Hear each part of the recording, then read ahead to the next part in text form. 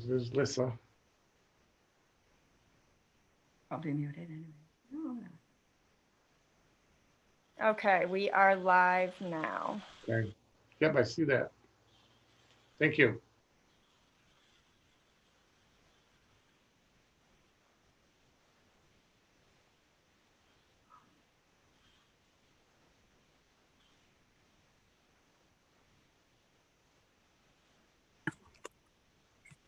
Oh, it's Lissa.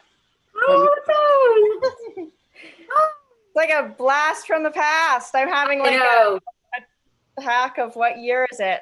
I know, totally. Other than a global pandemic, everything's still the same. Right. I am trying to just share my screen. Okay. We're still missing one member to have a quorum. Well, yeah, we're gonna probably wait. I think we should probably wait until at least the meeting start time, right? Absolutely. Absolutely. It's not 6:30 quite yet. What? You guys see that? Yes. Yep. Yep. Wonderful. Yeah. Okay, so is that the first thing on the agenda? Well, actually, I can delay public and director comments till after this. That's fine. Otherwise, yes, it is. Okay, yeah, maybe we should just do that since she's all set up to go. And Well, yeah, okay. Well, Actually, I am perfectly fine to do this in the order that you were planning to. It's no problem. no, I got that. And I think we have Denise now, so we do have a full quorum. And I know Deborah's not going to make it tonight, correct, Denise? Yeah, I think she might try to make it, but she had thought maybe not. All right, with that, Oh, I'd like to call to order the Board of Directors meeting of the Midcoast Solid Waste Corporation for June 24th, 2020. And I'd like to make a small modification to the agenda, and that's just we'll delay public or director comments until we cover the first item, which is item B, which is a preliminary discussion about our solid waste operations. And we're lucky to have Lissa Bitterman here tonight from ecomaine, who's agreed in a very short notice to come and talk to us a little bit about where ecomaine is today and where they believe it is going to go in the future. Lissa, if you would, I know we discussed this. Would like to have you kind of go through at a crisp pace, if you don't mind. We can defer questions until the end. So if anybody has any questions, please jot them down so we can have Lissa get through this in a reasonably short time period. Agreed? And Good to me. with that, Lissa, would you commence your discussion? Sure, I'd be happy to. Thank you so much for having me, everyone, and making it possible via technology to join you all in your homes. And I included several slides in this presentation that we can kind of breeze through, but I wanted them to be available to you. I did send a PDF of the presentation so that you all have it and can go through it at your leisure, and you can circle back to me with questions or whatever. So I'll just try to keep this moving and hit the high points and skip over some of the things that aren't totally critical right now. Sound good? Please. All right. So quick background on ecomaine. We are a quasi-municipal nonprofit corporation. We accept trash, recycling, and food waste from 70 towns and cities in Maine and New Hampshire. We have 3 facilities on our campus. You'll see photos of them there. One is a single sort recycling facility, which is at the top of the screen. The second is a waste to energy power plant. And then the last is a Ashfill landfill. It's a 274-acre landfill where we store the ash that is the byproduct of our combustion process when we burn the trash to make energy. This is a map of our current member communities, and you guys are right nestled in there because you are currently with us. You can see that we've got a nice little cluster in the mid-coast area, and then several members in the center of the state, and then you know, the large majority of our member communities are down south in the greater Portland area. The communities that have the little green circle inside their white teardrop are our 20 owner communities. That's what makes us quasi-municipal. The 7 associate member communities are towns that signed 20-year solid waste and recycling processing contracts with us in 2007. And then the contract member communities have the yellow circle in the teardrop, and that is communities that have opted to sign a solid waste or recycling or both contract with us for anywhere from 1 year to 20 years in duration. We are a mission-driven organization, and our mission is, hold on one second. It's kind of covered up a little bit. Mission statement is that we provide comprehensive long-term solid waste solutions in a safe, environmentally responsible, economically sound manner, and are a leader in raising public awareness of sustainable waste management strategies.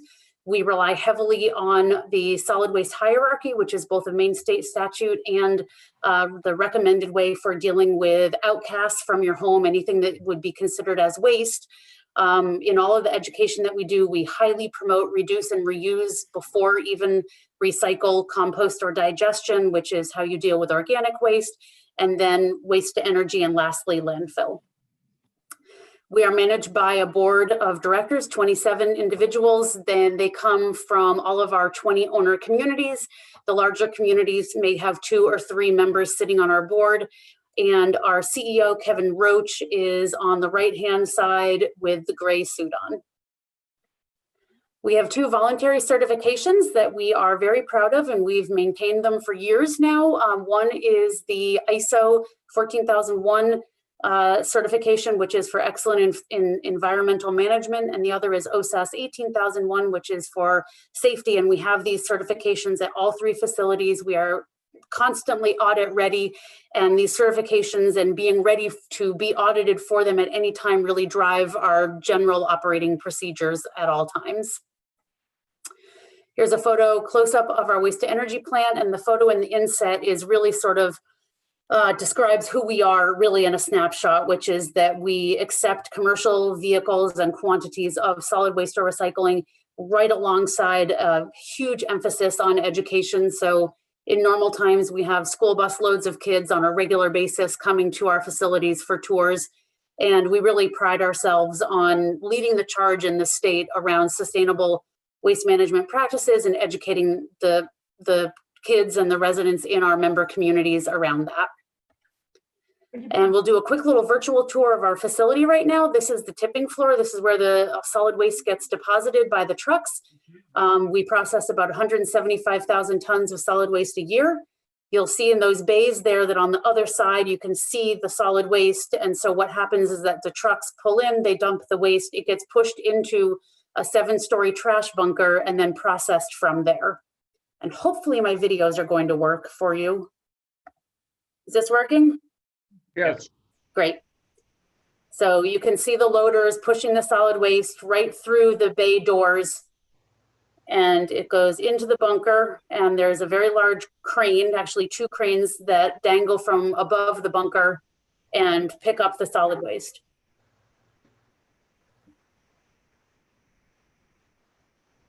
You can see the crane coming down in through one of those bays, and it's picking up a grab of about 2 to 3 tons of waste, and it will deposit that waste into one of 2 hoppers, which then funnel the waste down into one of 2 boilers. Mm-hmm.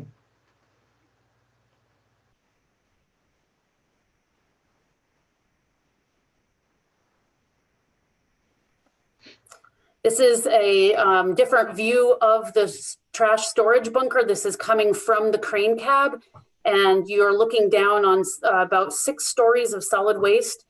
And you can see the light in those 2 small, like in the right-hand corner. So that's the bays going out onto the tipping floor. So we're just on the other side of it now. The crane dropping waste into the hoppers. The crane itself is about 4 tons. It takes a 3-ton grab. There's a picture of one of the hoppers. We really have a redundant system. So we have 2 hoppers, 2 boilers, 2 ash extractors. So if for any reason one of them goes down, we can still remain operational. And we've got another video here. So the crane, not only is the mechanism by which we get the solid waste into the hoppers, but it also has a really important job of mixing the waste, because we do take waste from commercial entities as well as municipal entities, and we can get waste at times that would be really full of a highly combustible material, say carpet scraps or a whole bunch of plastic. So the crane is, you can see there, mixing the waste so that we don't get a big slug of really high BTU volume material going down into the boiler, which could perhaps burn too hot and damage the equipment. Mhm.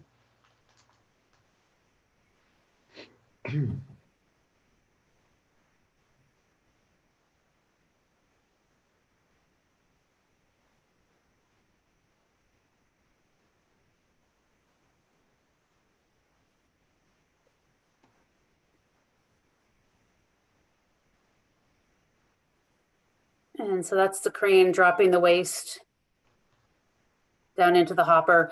The hopper feeds the waste into the boiler with both steam flow and gravity. And there's also grates that walk the material down. Okay. These are the grates that walk the waste down into the boilers. This is the boiler. Burn at 1800 to 2000 degrees. And the material makes its way through probably in about 5 to 6 hours. It gets converted from, its raw waste form into ash. This is the boiler deck. So the fire that you just saw would be, you'd be looking through this little window here, and that little window is right here in the door. Do you see my cursor moving around? Yes. Okay, good. So that's A boiler there, and B boiler is over here. And you can just, these are tour groups will be able to go up and see through these windows and see the fire and the waste burning. Essentially, when solid waste has gone through our boilers, it really essentially is no longer viable to be used in any other format. So this is one of the reasons that we really promote reducing, reusing, and recycling, is that even though we're able to pull energy out of the waste, once we do that, it's done and it has no more value. So we're always looking to try to put materials and to encourage people to put their materials to their best and highest use. 1 ton of trash is equivalent to about 1 barrel or 42 gallons of oil equivalent. Therefore, the waste that we process saves 175,000 barrels of oil per year in terms of producing electricity and heating. These are the superheater tubes. Each of our boilers has 12 miles of superheater tubes in them. These have water in them, and when the water gets heated, it turns to steam, and that's what runs our turbine generator. This is an internal look. Each year we go into a shutdown in the fall and in the spring, and the boilers, usually one at a time, are all the skin and insulation and everything is stripped back from them, and we'll open them right up and do preventative maintenance, pulling out, corroded superheater tubes like you see here, and doing all kinds of different things to assure that the system is working efficiently. This is the turbine generator. So the steam runs the turbine here.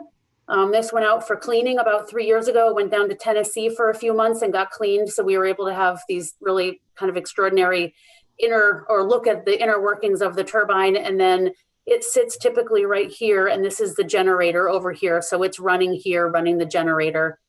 And when we do this, we're producing steam, obviously, but also what is produced when you burn trash is a lot of toxic constituents and also ash. So we'll go on to talk about how we deal with those materials.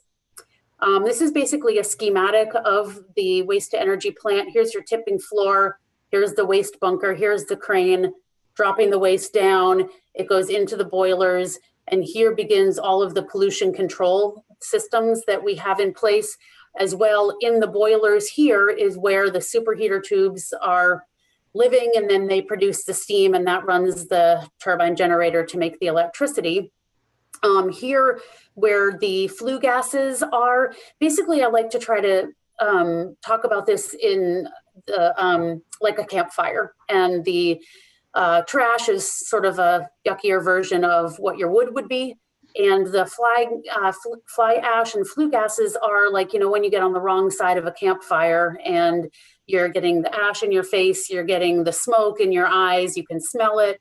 That's basically what's happening here. Is the power of the fire is pushing all of the flue gases and the little bits of fly ash through the system.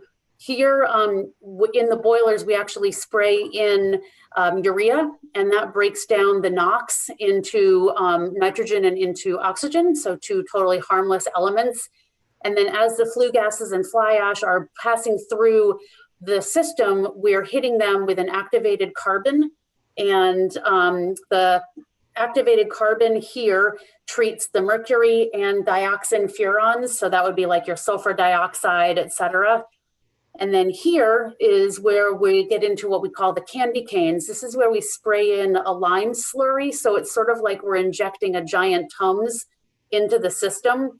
And the lime slurry is removing the acid gases. So it's neutralizing the acid gases that would actually create acid rain and all types of other really nasty pollution. And then here, after the air has been controlled and the emissions are coming down through the system, they go through what we call an electrostatic precipitator, which is a really large building that has several metallic curtains that are hanging down from the top of it. And they are electronically charged so that all of the fly ash and the heavy metals and any of the neutralized pollutants kind of cling to the curtains. Those are hit with heavy metal wrappers. That fly ash falls down through what's called a mixer conditioner, where it's quenched with water so that it's not too dusty and it gets more easily controlled. And here is where all of your bottom ash is coming along. So that's going to be like your charcoal in your campfire. It's the tires, it's the mattresses, it's all the metal that was in whatever trash people deposited into the system. And all of that is on a conveyor belt, and it's it's traveling along here on the conveyor belt. Then the fly ash, which has been quenched, is added to it. And then here is where we have a rare earth magnet that everything passes over, and we're able to pull out all of the ferrous metal. And I'll also point you to the emissions, which are gonna, there it is, are going to go right up the stack here. And we emit 96% water vapor. We are allowed by the DEP to emit certain pollutants in, maybe 100 parts per million, things like that. We're always looking to try to come in well below the emission standards that were allowed. Mm-hmm. And I would say that, a certain example would be that we're allowed to emit, say, 100 parts per million of mercury. We might come in around 15 or 20, something like that. So we're really trying to stay well below what the allowed pollutants that we're able to emit. And this is the ash extractor. So this is where all of the bottom ash and metal and just, really the majority of the materials that went into the boiler end up coming down and landing on this conveyor belt. Mm-hmm. This is the rare earth magnet. And what we're able to pull out with the rare earth magnet is all of this post-burn metal. And this metal, it is charred, obviously, and not in the most beautiful condition, but there is still a market for it on the scrap metal market. And we take all of that metal and we sell it off to be recycled. We also, several years ago, hired a company to come onto our landfill and go through 20 years of ash. And they set up actually a reverse eddy current, which is how you pull out non-ferrous metals. It's various sizes of screens, and it's magnets that are working in like an opposing manner. So they create almost like a repelling kind of action, and that repels the non-ferrous metal out. And we were actually able to collect a significant portion of non-ferrous metal. And we will continue to do these types of metal mining projects as the market allows, as there's enough money in it to make, a company, make it worthwhile for a company to come on site and do this. But we are able to pull out, essentially most of the metal. Here is our cooling tower. And so the water that is in the superheater tubes obviously gets heated to a very high temperature. It goes through the turbine generator, and that's what creates the electricity that we put out onto the market. And then to create kind of a closed loop system, what we do is we funnel that steam into this cooling tower. These are two huge fans that are lying down at the top of the tower, and they cool that steam back down into water. So here, I don't know if you can see it, but this is a whole bunch of water. These are just curtains of water that are going back into the system so that we're reusing the water, as much of it as we can. And that water goes through a reverse osmosis system where it gets purified, takes out any of the particulate matter and impurities, et cetera, so that when it goes back into the superheater tubes and it's heated to those extreme temperatures, it's not as corrosive as it could be to the superheater tubes. So we have to replace them less often. The whole facility is monitored 24/7 in our control room. And these are all the various computers that can monitor every single thing that's going on in the plant at all times. In terms of electricity, we create about 14 megawatts of power, and we siphon off about 15% of that power, and we use it internally to run our all power needs for our recycling plant, as well as any of the power needs in our waste to energy power plant, such as lighting, and then all of the administrative staff sits on a different side of the plant, but all of our heat and electricity and computers, everything is powered with that electricity. And we also have 2 electric cars. And so we power both of those. They're set up to directly feed off of a charging station, which we have set up on campus. The remaining 85% of the power we sell out onto the grid, and it's enough to power about 10 to 15,000 homes for a year, obviously depending on how much power they use. And it's actually considered a renewable energy source because unfortunately trash is, always available. Another benefit of combusting the solid waste is a reduction in volume. So if you look at these 2 piles of solid waste and you consider that they would be about 100 cubic yards, the volume is reduced by 90% into what would be 10 cubic yards of a stabilized ash.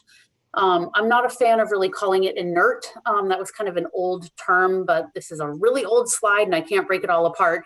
It's really a stabilized ash because it does have toxic constituents in it. It does have heavy metals in it, but they're trapped in the ash. And then once the ash goes into the landfill, it essentially turns into cement and it's really just trapped there. It's a very, very stable situation.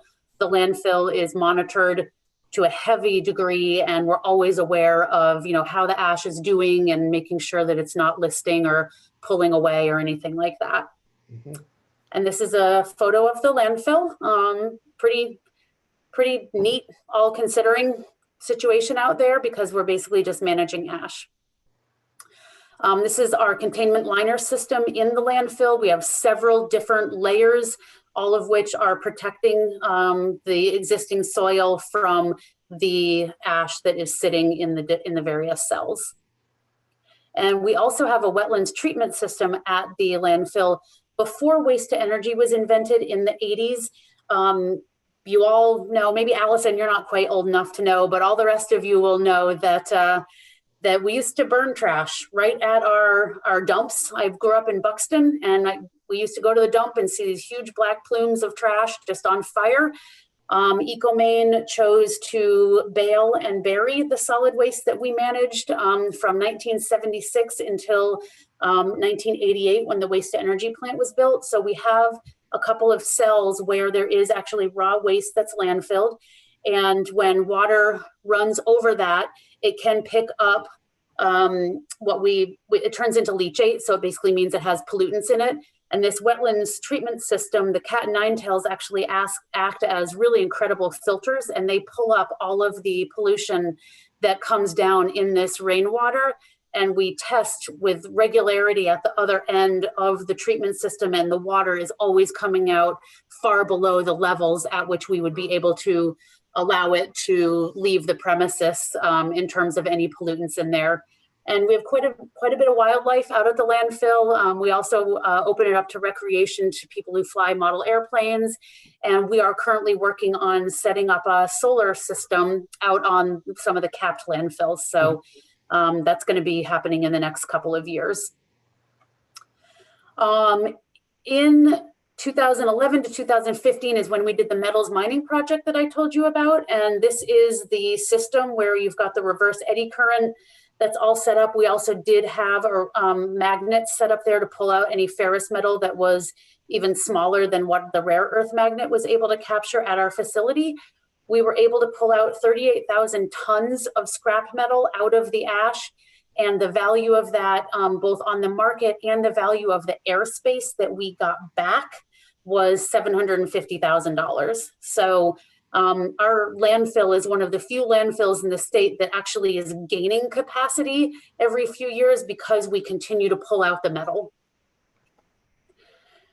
Something also interesting is that when we did the metals mining project, our CEO got curious about what the waste, the raw waste that was sitting in these cells, you know, for 20 plus years, from 1976 all the way up until 2011. He was curious how it had degraded, what it actually looked like. So when we had the heavy equipment out there, we actually excavated 20-year-old solid waste. And that is what it looked like, sitting there in a big disgusting pile.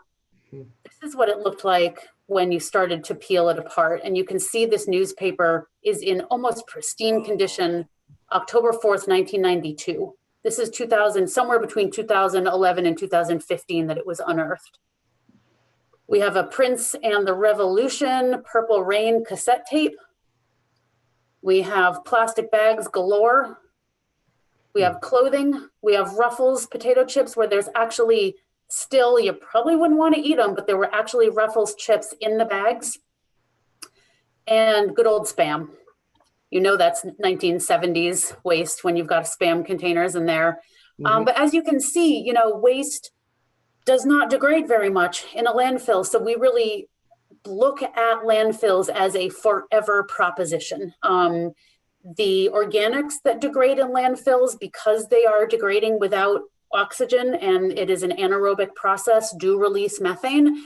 But everything else kind of sits there for a really long time. Okay, so we've just cruised through the solid waste. Do you want to ask any questions at this point, or should I go through the recycling real quick? Yeah, I'd go through recycling real quick because we're already almost half an hour, 25 minutes into it, and we still got 40 slides to go. So this is an area of importance to a discussion. So let's go through this. Okay, we'll cruise through this. This is the outside of our facility. This is the tipping floor. This is recycling being dumped on the tip floor. This is a schematic, which you can look at your own leisure, but it's a schematic of the recycling plant. Here is a picture of the waste being dumped by a truck, and then we have a loader that pushes it up onto the conveyor system where it begins the process of separation.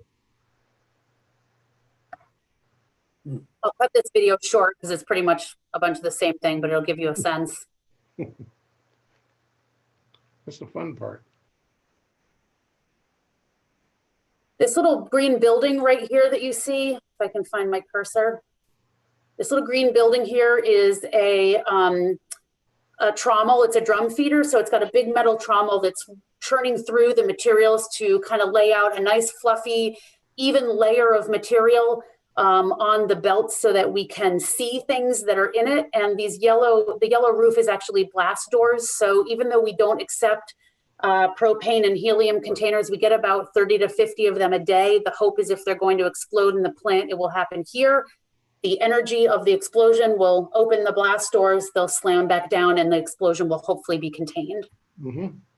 This is how we sort cardboard and paper. This is the star screen separators. I'm going to have a video of both of these, how they work, but essentially the cardboard rides up and over, goes into its own area, and then all the rest of the materials are meant to fall in between these openings in between the stars. They land on another conveyor belt. This conveyor belt here has gone through a quality control room where people are looking to pull out any inappropriate items. And then it goes up to the star screen separator for the paper, which is the same system, just smaller and closer together.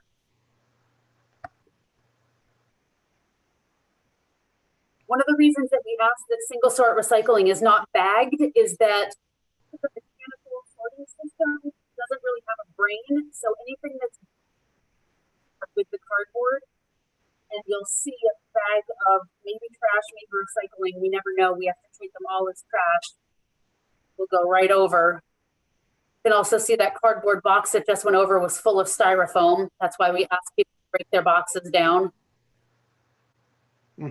Also, large plastic films typically will go up and over it if they don't get tangled in the system. You'll see the trash bag. There it is. Over it goes. You can see a sheet wrapped around one of the stars. And when these stars get too wrapped up with all the tanglers, there's no room for anything to go down in between. And so then the sorting doesn't happen. So this is the paper star screen separator system now. Same kind of thing, the paper dances up and over, all the containers fall down in between. Okay. And again, this gets very tangled with all kinds of things. You can see all the plastic bags and films, dog runs, tinsel, hoses, chains, Christmas lights, dog runs, sleeping bags, clothing, sheets. I could go on and on and on. However, the systems work quite well. And you will see mostly papers just bouncing along this next level.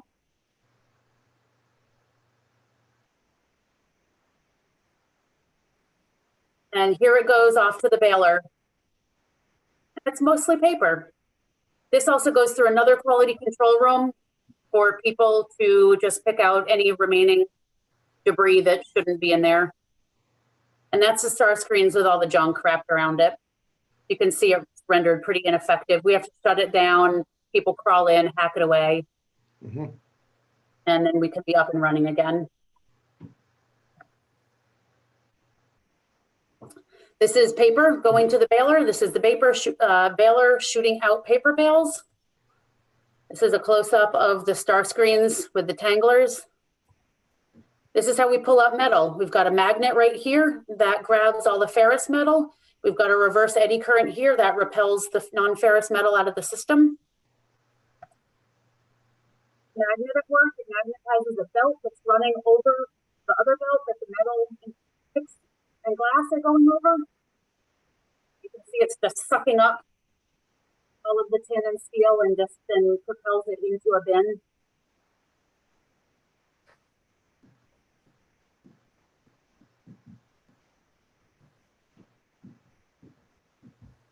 It sounds like we have aliens, but we don't.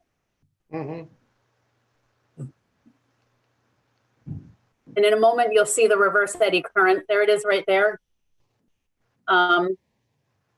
This is what is charged. It has magnets rotating in an opposing manner. And so it repels any aluminum or other non-ferrous metals that are heading towards it off into its own bin.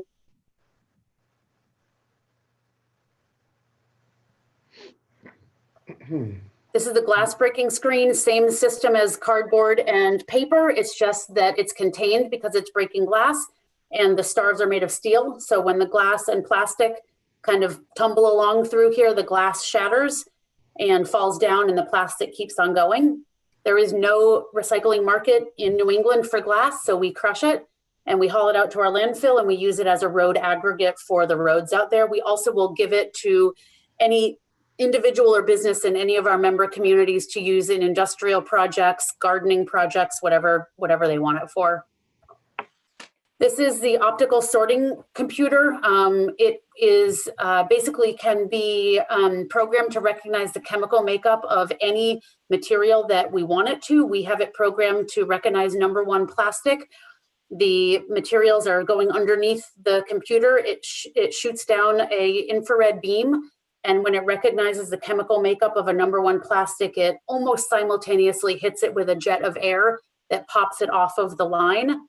And it's about 95 to 98% accurate. This is the material coming towards the optical sorter, and your perspective will shift in a minute, and you'll be able to see it popping the plastics off the line. You hear the air?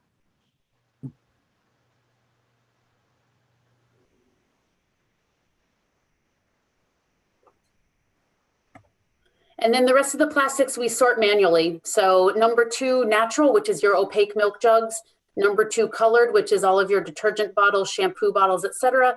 And then 3 through 7s, we bale all together because they're low grade. And we also have a space, we're confined with the amount of large bins we can have. These people are throwing these various plastics into segregated bins. These are the backs of the bins when the bin is full. Here with #2 colored, that back wall will go up like a garage door. It will spill all of the number 2 colored plastic onto a conveyor belt, which then takes it to a baler. And that's the conveyor belt with cardboard on it going down to the baler. The different baler. This baler manages all material in the facility except for paper. It's a giant baler. It's one of the biggest ones out there. And this is what we actually used to use to bale solid waste back in the day. And it got dormant for quite a while, and then it got used, and we repurposed it to use for single sort. We have to inspect the bales for any contamination that might have snuck through to make sure that they're, you know, as devoid of contamination as possible. So this is Richard kind of checking the status of the bale, and he'll be pulling some plastic films out of it in just a moment. So we can go off to market.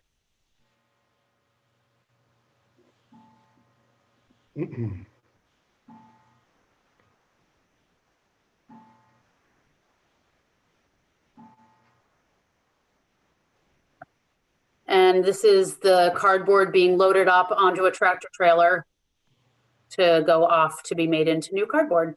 Mm-hmm.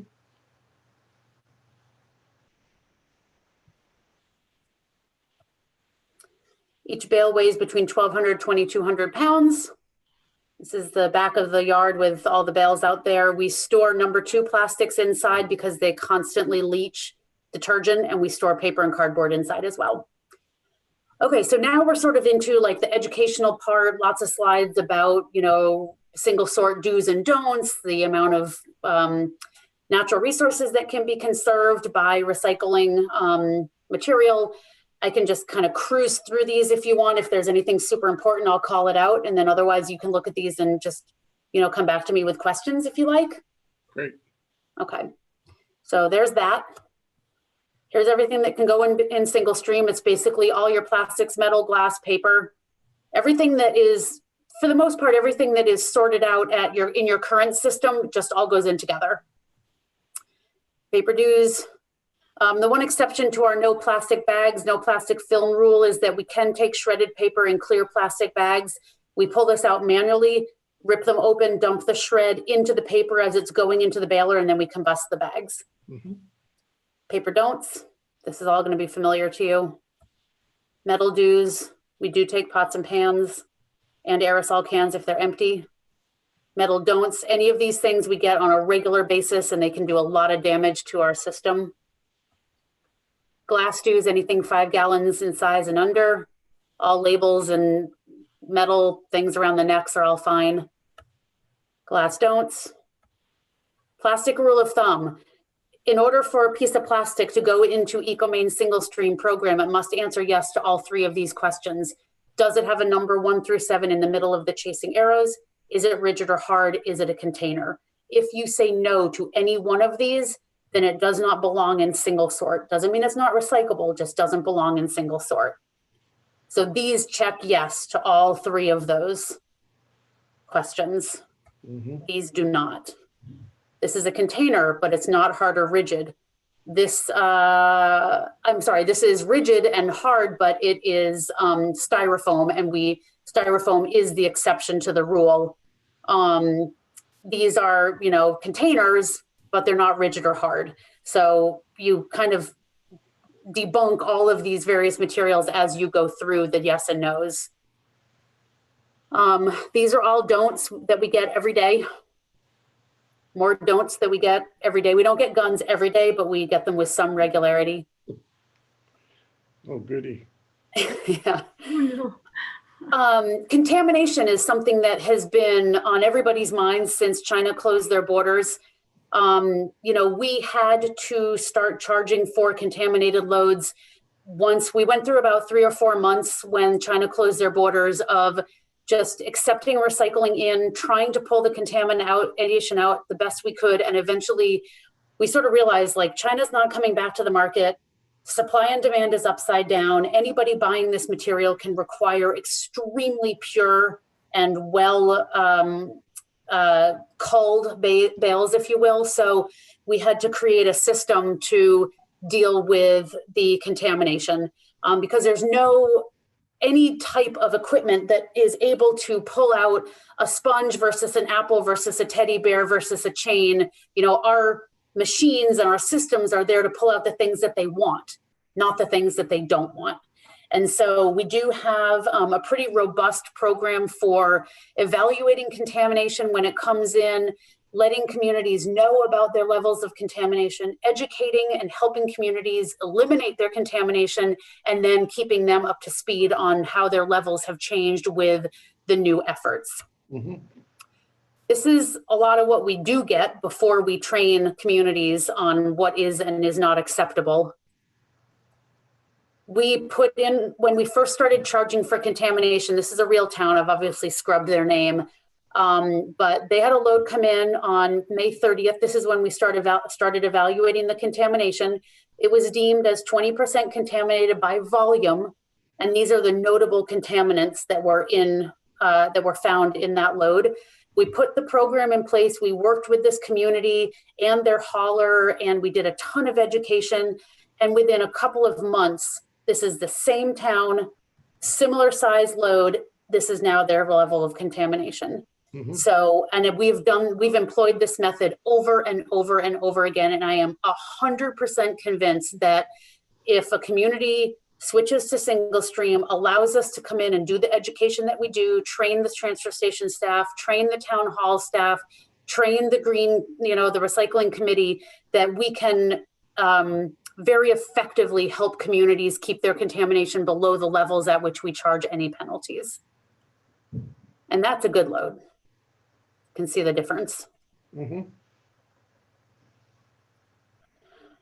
These are our free services. These are our 3 educators. We are the only solid waste company in the state to have 3 full-time environmental educators. This is a list of some of the things that they do, but if you can dream it, we'll try to do it. And this is the education that we've done. I realized yesterday I was talking to Mike and I was like, you know what? I don't really know kind of how much education our educators have done. I've been, dealing with contamination and trying to sell and COVID. And so I went back and I was like, hey, what have you guys been up to? And this is what they've been up to. And gosh, if it weren't for that blizzard in April of 2017, Allison, you would have made it down for your Eco Excellence Award. But we had a blizzard that day and traveling wasn't safe. So this is a list of the education that we've done. You can see that, the community came on in April of 2018, or the communities, Mid-Coast Solid Waste, came on in 2018. That is precisely when the global recycling market crashed.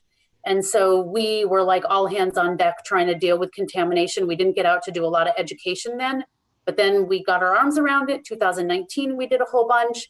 And in 2020, we were off to a really great start. This event had 310 people at it, and more was actually scheduled, and then COVID hit and everything had to be canceled.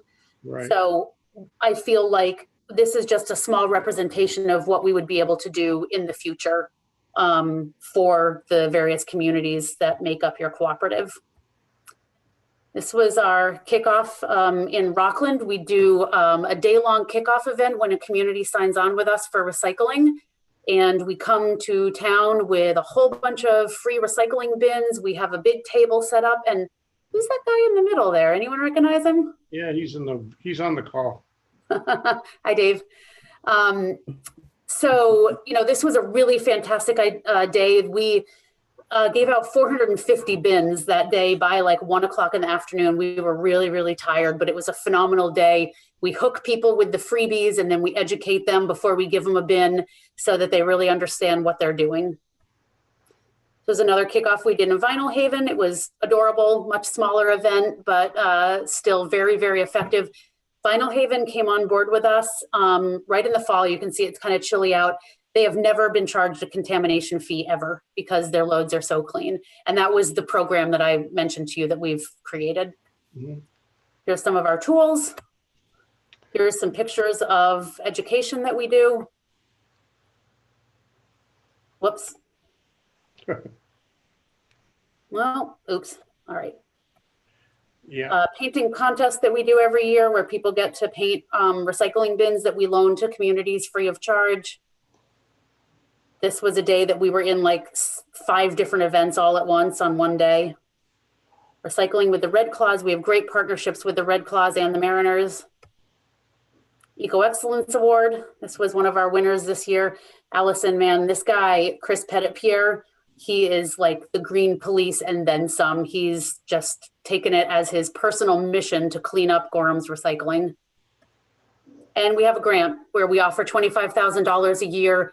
Any school in our member communities can apply for up to $5,000 of this grant for any type of sustainability driven program. Basically, if it's diverting solid waste from a landfill, we're probably going to fund it. Mhm. And we're done. Thanks very much, Liz. That was relatively crisp for 89 slides. That was great. Sorry, it went a little bit over. No, that's okay. That's I knew it, kind of knew it would. Would certainly offer that, obviously the objective was to get an oversight of, for all, especially those of us who are not as familiar as some on the call, to the operations that in the what ecomaine has today. So I think I certainly got a lot of that. Don't want to close it off. If any board member has a quick question while we have Lisa, but remembering we're going to be talking to her a lot more as we go forward and evaluate in the next months, evaluate our future. But if anybody have any questions, I can't see everybody on the screen, so you're going to have to yell out. I have a quick one. Lisa, this is Dave. How much longer is the landfill? What's the capacity left in the landfill? The Ashfill. We're projecting 2044 right now. We actually had a signed contract with a company that was going to actually build a facility on our landfill and spend 10 years mining metal. But the market crashed, and so that has been a little bit delayed at the moment. But eventually we expect that they will come on site and build their facility and they're going to mine down to just the tiniest pieces of metal. So I expect that we'll probably start pushing 2050. My hope as well is that, particularly at this moment in time when everybody's looking at public health, at environmental health, at the health of our planet, that we will be able to really encourage municipalities to pull as much material out of their solid waste as possible. There is no reason that organics should go into the trash. It is stupid to burn lettuce. There is no reason that recyclables should get burned up. And so, as we continue with our education, as we feel like there's a spotlight on sustainability, I hope that we can, really divert more and more material out of the solid waste that's coming into us and, perhaps give the landfill even a longer life. So what's the plan for right now after 2040? I mean, I know that they must have talked about that. I mean, I know you don't know exactly what you're going to do, but are you going to go south? Are you going to go north? Do you have an idea of what you would do? Not really. I mean, it's getting closer. 2044, 2050 is getting closer, and we are going to start having to have those conversations. I think somewhat, even there was a thought that by the time that day comes, there may be a better way to manage solid waste. There may be laws saying that nothing can go into solid waste other than, punctured tires and broken toys and things like that. So, the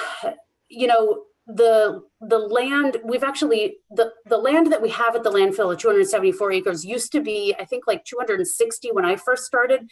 So we've actually bought a couple of neighboring parcels of land, mostly to create buffers, but there is still land that we could expand the Ashfill onto. If need be, or, maybe we buy other land down the road for ash. The fact that we're going to be putting a solar field on the Ashfill going forward makes me, somewhat optimistic that Ashfills might be continued to be permitted down the road if we need them, because there is a beneficial reuse of that land by being able to put solar on top of it. So, it's yet to be determined, really, Dave. That's the honest answer. We'll start having those conversations, and if there's a demand for our services, we're going to make it work.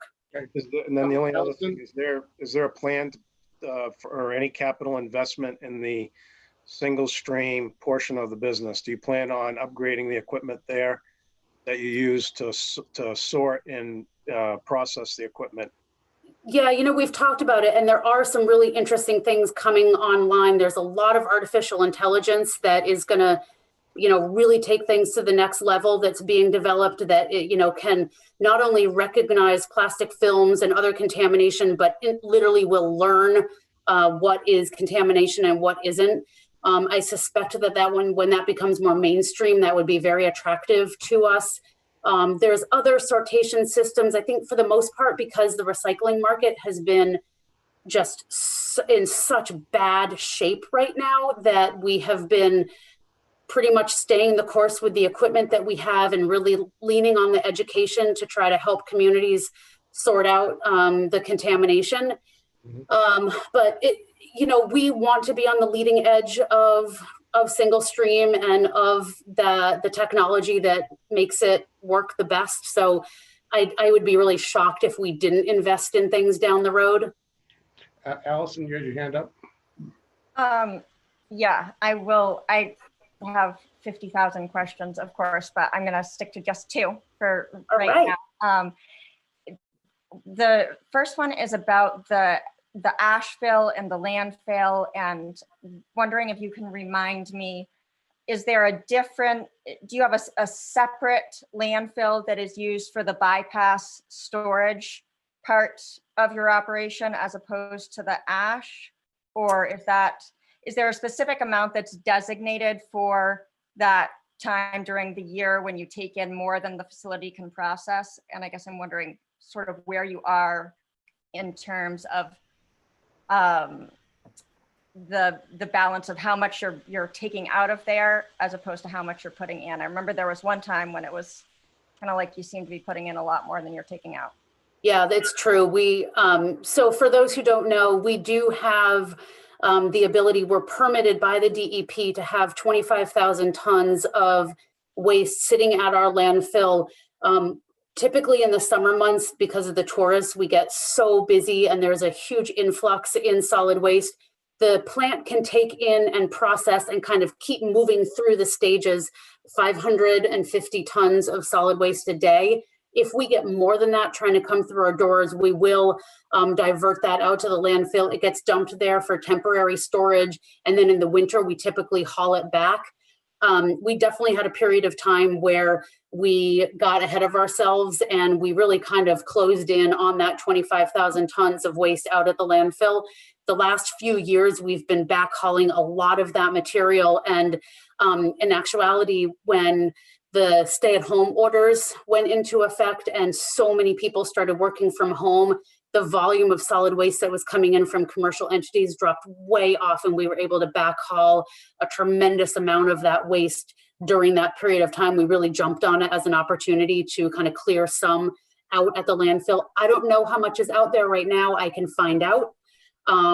It is, a good backup plan, but we always have to be striving to process as much waste as possible and not have waste sitting out there for too long. So is there any kind of methane collection for that portion? There is not. Okay.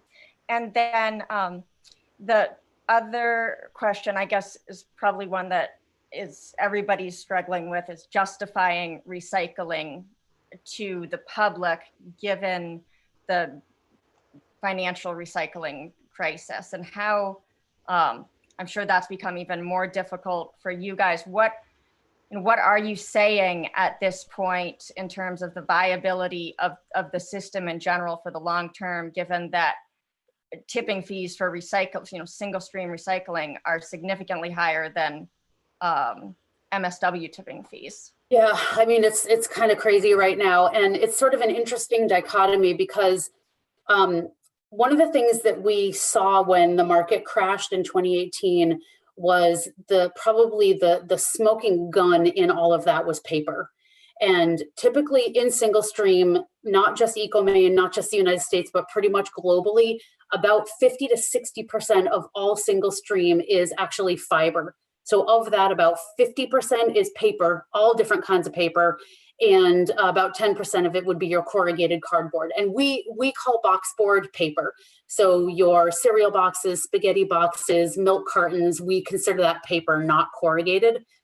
Yep. And so China had this just, massive appetite for not only all post-consumer recyclables, but particularly paper, because they manufacture so much. So when they closed their borders, not only did the market go into a tailspin, but paper lost the most value because it went totally upside down. So you have the commodity that there is the most of losing the most value. And that is absolutely what has spiked the pricing for single stream.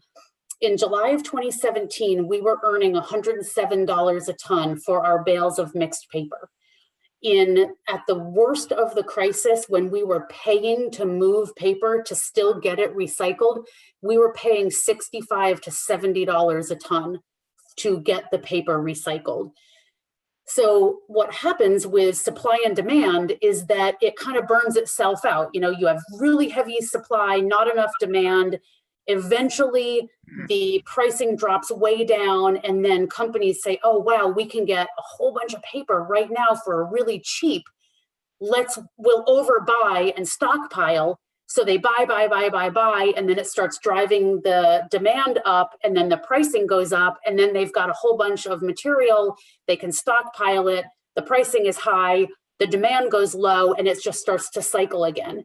And so with that natural process starting to play out, with a lot of capacity coming online in the United States, coincidentally driven a lot by China, which I'll explain in a second, where we're at right now is that we're moving paper through one organization at negative $15 a ton and through another organization at negative $22 a ton. So you can see that the paper is starting to improve. And as the paper improves more, hopefully that will start to mitigate the exceptional cost of single stream, because all the other commodities retained their value. But the problem is just there's so much paper. And so, when I first started at ecomaine in 2012, we were actually paying communities $40, sometimes even $50 a ton for their recycling, because the market was just so imbalanced and all the materials had a lot of value. It's gone totally in the other direction. So, so the piece of it, one, is that we're hoping that it's going to go in the better direction. A company by the name of Nine Dragons, it's a Chinese company, has bought 7 paper mills that I know of in the United States so far.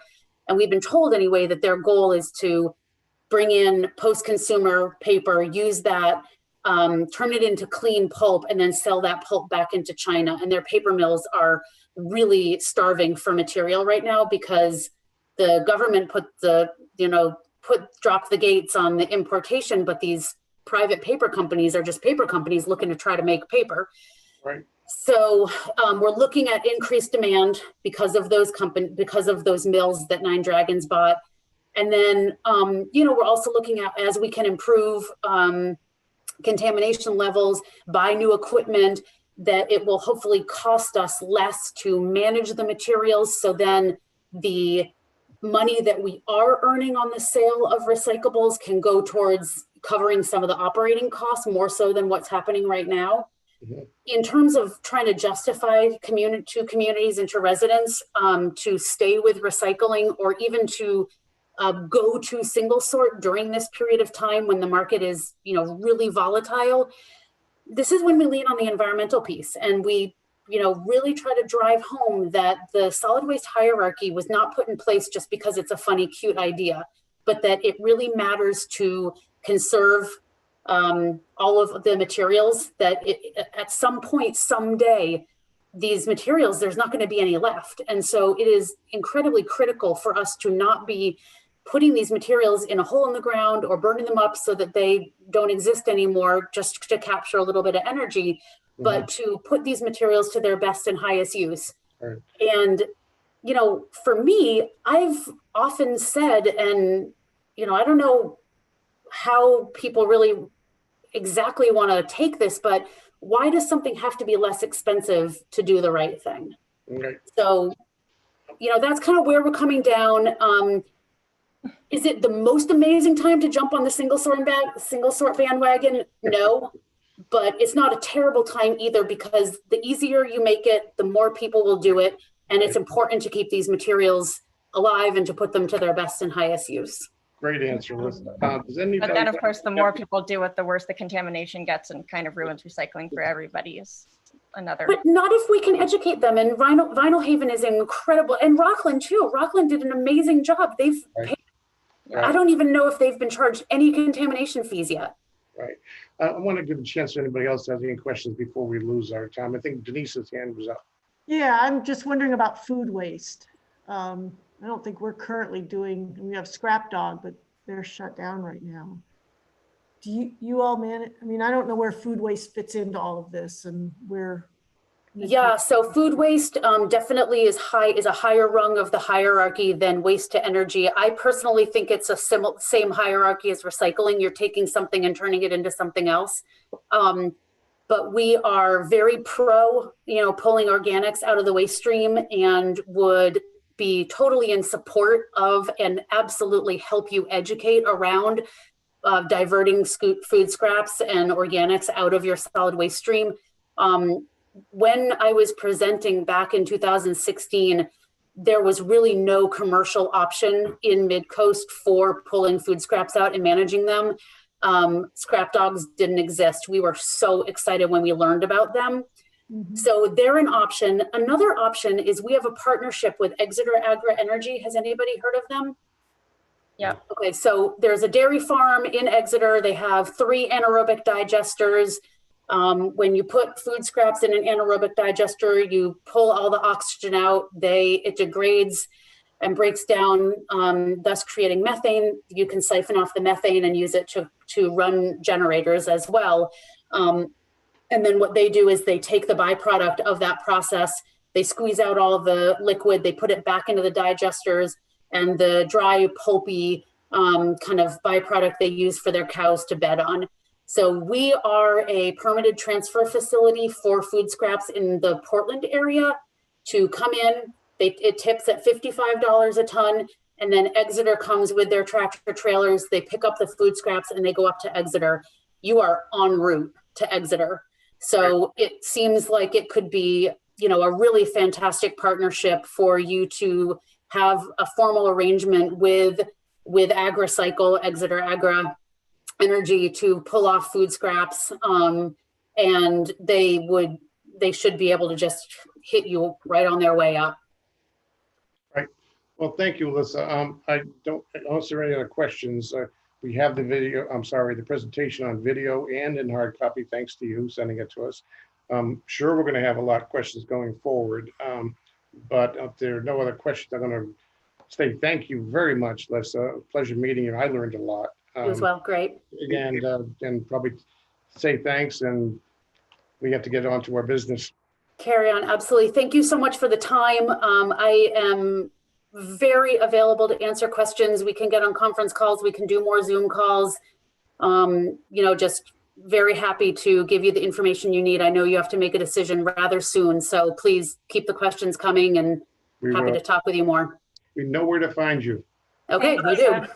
Thank you. Bye-bye. Bye. Bye-bye. Bye-bye. With that, I want to revert back to our agenda and go back to the first item, which I don't believe we had any public input on agenda items that I'm aware of. Are there any director comments on non-agenda items that we have not addressed? Allison, you have one? Just real quick for the swap shop, and the Mid-Coast Waste Watch group met. There's been a lot of interest in getting the swap shop up and running. Obviously, that's really challenging given the volunteer situation, and for the same reasons that lots of things are challenging right now with coronavirus. But we are still moving forward with moving into that blue building. And one of the things that we have, the blue building right now, the sort of metal one that's closest to the quarry, is filled up with a ton of stuff that came from the Samoset, which was a cool thing that was offered as an opportunity right before coronavirus hit to save a bunch of really nice furniture from the Samoset that was literally going to end up in the waste stream because they didn't have somebody to take it and they're doing kind of renovations in a hurry. So you can see through here that the idea of this at the time was right before the swap shop officially opened, we were going to do a yard sale and sell all of this stuff at a low cost and use the money to fund any like little things that are needed for the swap shop. But then coronavirus happened and it put a damper in all of that. There's a bunch of, there are mirrors, there's refrigerators, chairs.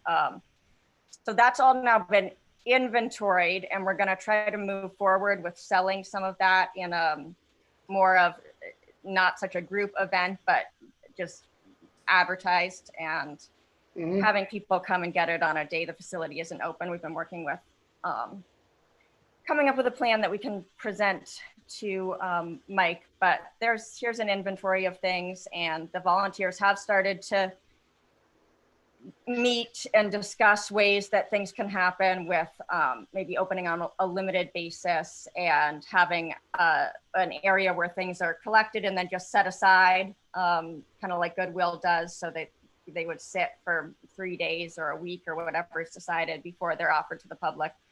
So yeah, that's just basically a quick update that we're working on getting the swap shop up and running. And if you know of anybody that is interested in volunteering,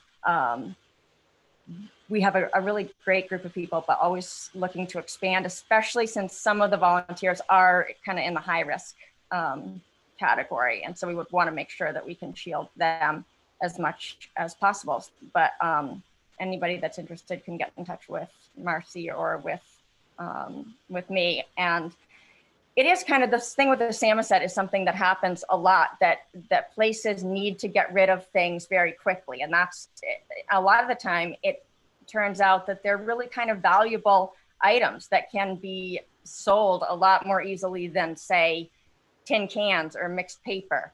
And as we look to the way that we're going to redesign our facility eventually, or look at, kind of what the next years of waste contracts or recycling contracts are going to look like, it's, I think this kind of thing is a good thing for us to be looking at. Like where is their value in the waste stream? If you can save 25 fully functioning lamps and chairs and all these things that are definitely have resale value, and we can use some of our space to do that, it's, we might be better off in the long run than trying to rest on the revenue from plastic containers. So that's all from me. I'm going to stop sharing my screen here. Thank you, Allison. Thank you very much. Anybody else, non-agenda comments? Not seeing anybody. We'll move on to the back. It looks like Mike might have something. Yeah, no, I just wanted to speak to that. Can you guys hear me all right? Yes. Okay, just to speak to that, I did meet with Marcy. We did kick around some ideas about moving out the Samoset stuff. We talked about how traffic patterns may work, in the COVID environment moving forward, how we would take new materials in, how many, 3 days of set time before they can be moved into the shop. So we were kicking those ideas around. So good. Hopefully in the next couple of months we can get there, get moving along. So. Thank you, Mike. Thanks a lot.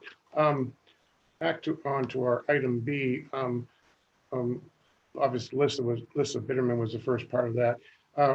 Last month, we talked about the hauling contract. We'll update that in a second. But what we wanted to do this evening on item B is really just to start a discussion on the other data that was when the strategic committee met in February this year.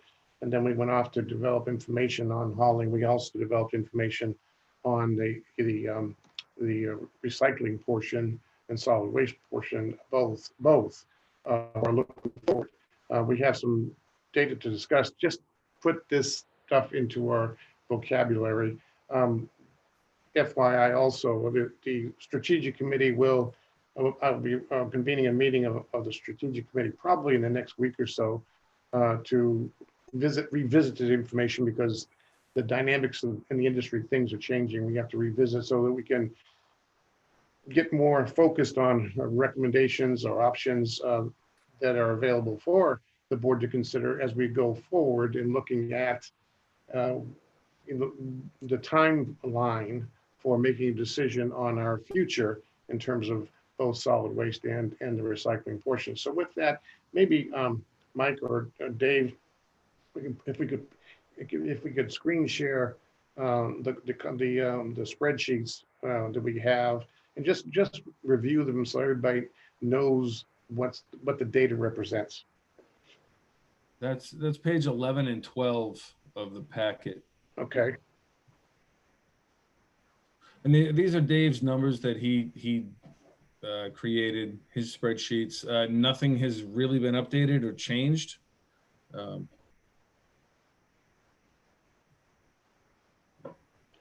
everybody have those spreadsheets? Does it have the colored lines?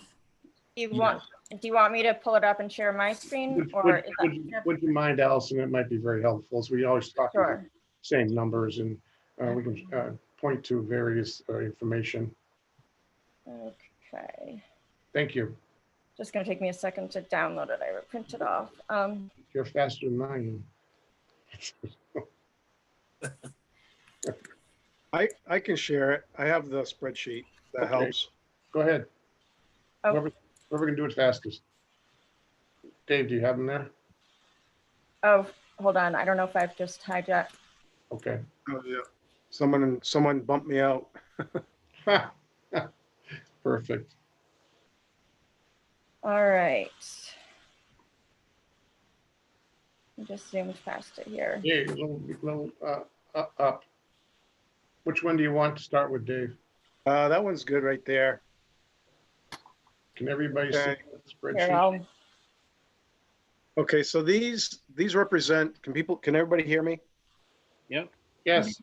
So, okay, so these represent the disposal locations or options. So remember, there's two parts to the equation here. There's the trucking, which we've already talked about, and then there's the disposal piece. And the disposal piece is usually, price per ton. And then there's several locations that we hypothetically could bring our waste stream to at the end of this contract. We could renew the contract with ecomaine, and if we did that, that very first line represents the terms that were offered.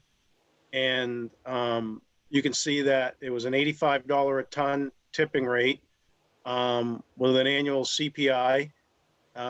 They wanted a 3, 5, 10, or 20-year contract. And I think that depending on the term, it may change the rate of increase down the road.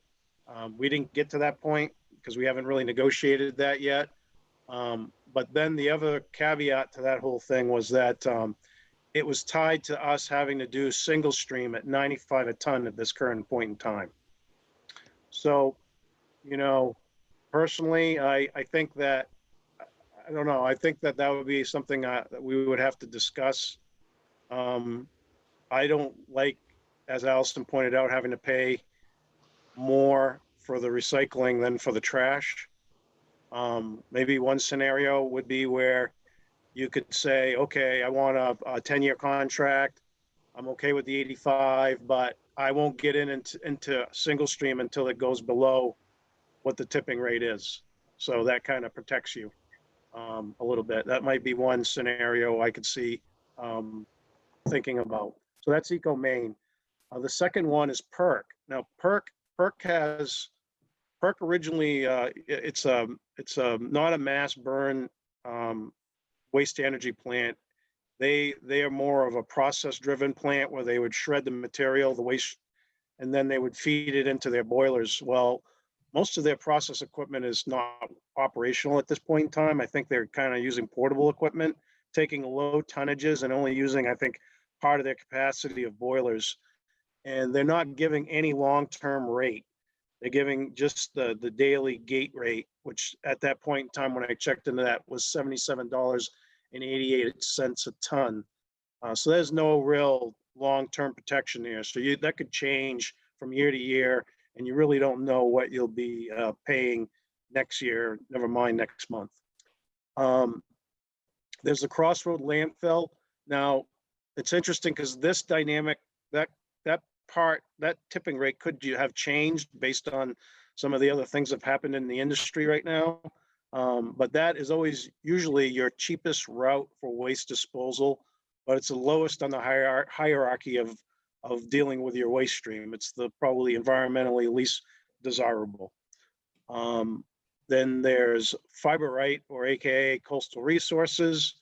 Everybody knows probably are having some financial difficulties right now, but seem like they were operationally getting better and have to work that part out. And then that was going directly through Coastal Resources, and that was an $83 a ton tipping rate.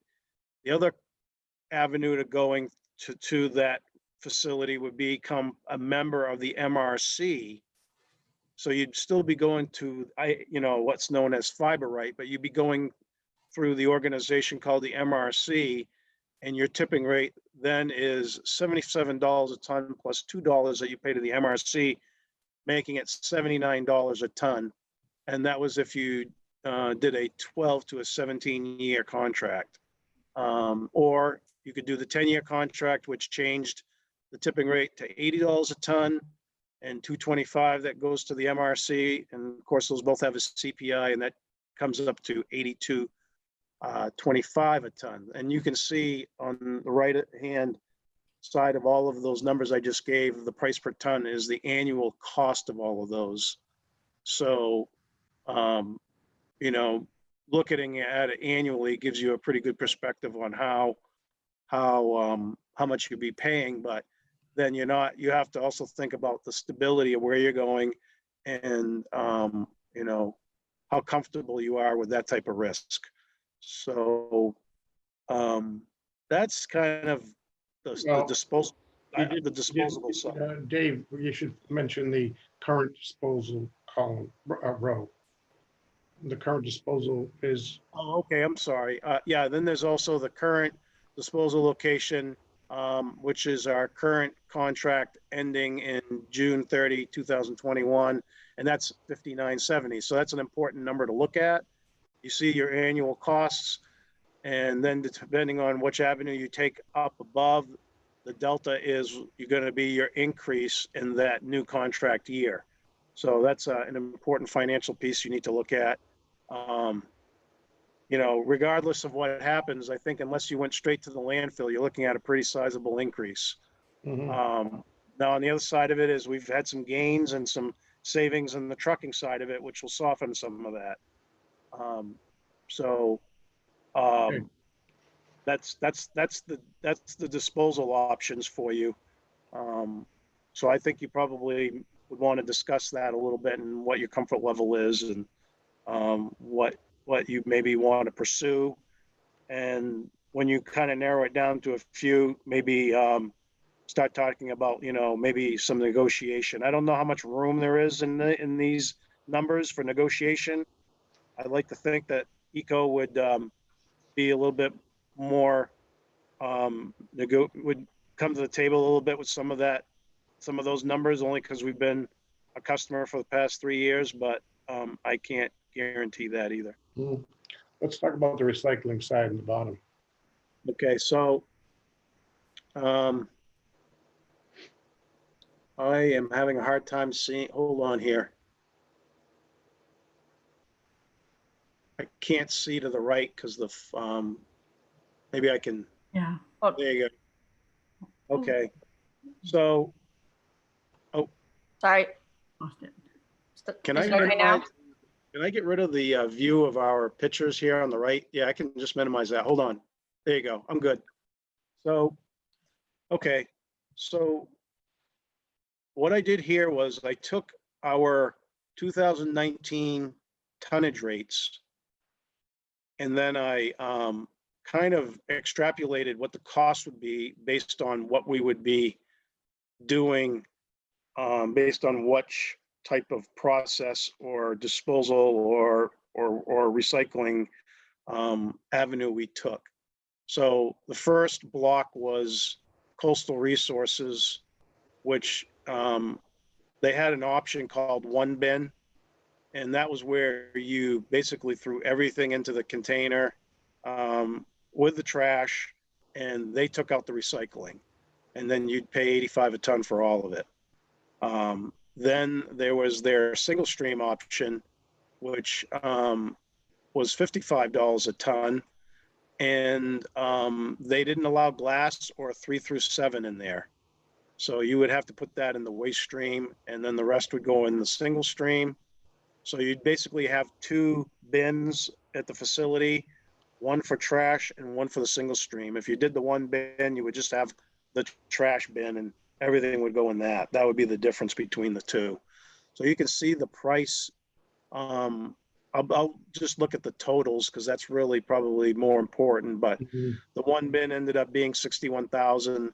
The single stream ended up being 42,497. So something to remember that is added to the numbers that are up above on your annual costs. So you have to look at your annual cost and then which one of these recycling avenues you took and combine the two, and that would be your total all-in cost for recycling and disposal. The next column would be the MRC avenue, which is still going to coastal or fiberite. They had something which they gave the original founding members of the group that entered into the agreement with fiberite, a deal where it was half the tipping rate of the waste stream was what you paid for your single stream. And that was really super attractive. I mean, that made the most sense.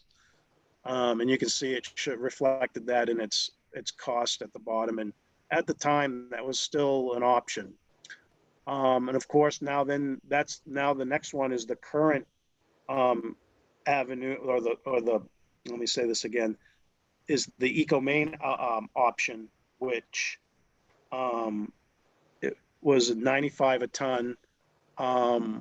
And then something to think about is that you would be paying 95 a ton for all of the single stream you sent to ecomaine, but you have the potential that if the market conditions changed, you would receive a rebate at the end of the year if the costs of running the recycling operation were lower than the revenues. That would be shared with the members. So there is the potential if the market gets better for that to kind of straighten itself out. So you would need to combine that 73,000 to the 467.5 number from up above to give yourself the all-in number for your new contract if you went with ecomaine next year. So or earlier. I think another thing to remember is that when Alyssa gave me these numbers, she said they were good for 30 days or unless we were in negotiations. So at that time, that price, these are the prices she gave me. And she said if we didn't negotiate or consider a contract within a month's time frame, these numbers would go up. So that's another important part to remember. So that is, I think, all of it. Let me just look at my notes down here. The coastal resources single stream offer was a 2-year with a CPI. Can you scroll up just a little bit? Yeah. Listen. Yeah. Oh, so the other parts of that is you have to remember when you're trucking single stream, you're no longer in the 17 to 20 ton range. You're going to be in the 12 ton range. So it means that your trucking will be slightly increased. You'll have to truck more loads because the loads will be lighter. The material takes up more space and doesn't have as much weight. So there's the other component of it. There's a little bit more trucking cost associated with it. Hey, why don't you just look at the cost, I think the summary and the cost comparison options graph down below. Okay. It gives a good, net of everything you're talking about, because it gets, there's a lot of numbers up there. Okay, so the cost comparison for disposal and recycling options. Boy, I hate to say this, but I haven't looked at this in a couple days, so I'm gonna think about it myself here. Oh, there you go. Okay, so can you scroll down just a smidgen, Allison? No, the other way, excuse me. Yeah, there you go. Okay, so Well, so the ecomaine option is with single stream is in the range of $683,177. Oh no, that's our current cost. That's current cost. The bottom line is The equal. bottom one is our cost if we were to switch or renew the contract. So that's what you'd be looking at if you stayed with ecomaine. And did I do the delta there of the two? No, Okay. the delta would be, well, the difference like between 683, 762. Yep. Of course, the coastal MRC option seemed, like the one financially that made the most sense, but they're going through some difficulties right now that probably need to be discussed at some point in time. Yeah. I don't know when the appropriate time is to discuss that. Maybe Bob can. Well, I think, remember, this is, I know there's a lot of numbers here. I mean, the bottom line of it is the options are what the options are. And they are obviously PERC, ecomaine, and MRC / blah, blah, blah. But yeah, there are complications, but this graph really tells you, and by the way, none of this has been negotiated. This is just preliminary numbers that we got some time ago, Dave, correct? And this is why I mentioned earlier that we probably need, because of the dynamics of what's going on right now, the industry with fiber and everything else, the strategic committee really needs to refine this and come to the table an August meeting with the board to say, look, we've got to make some decisions here on moving forward on options, because given the fact that we have to go to the vote, get approval, whatever we do, our time is short, and the industry is moving very quickly. And we, as somebody said to me, we don't want to be standing when the music stops. But if you look at that top left, you can see the current cost is about $680,000 of what we're paying for disposable and recycling.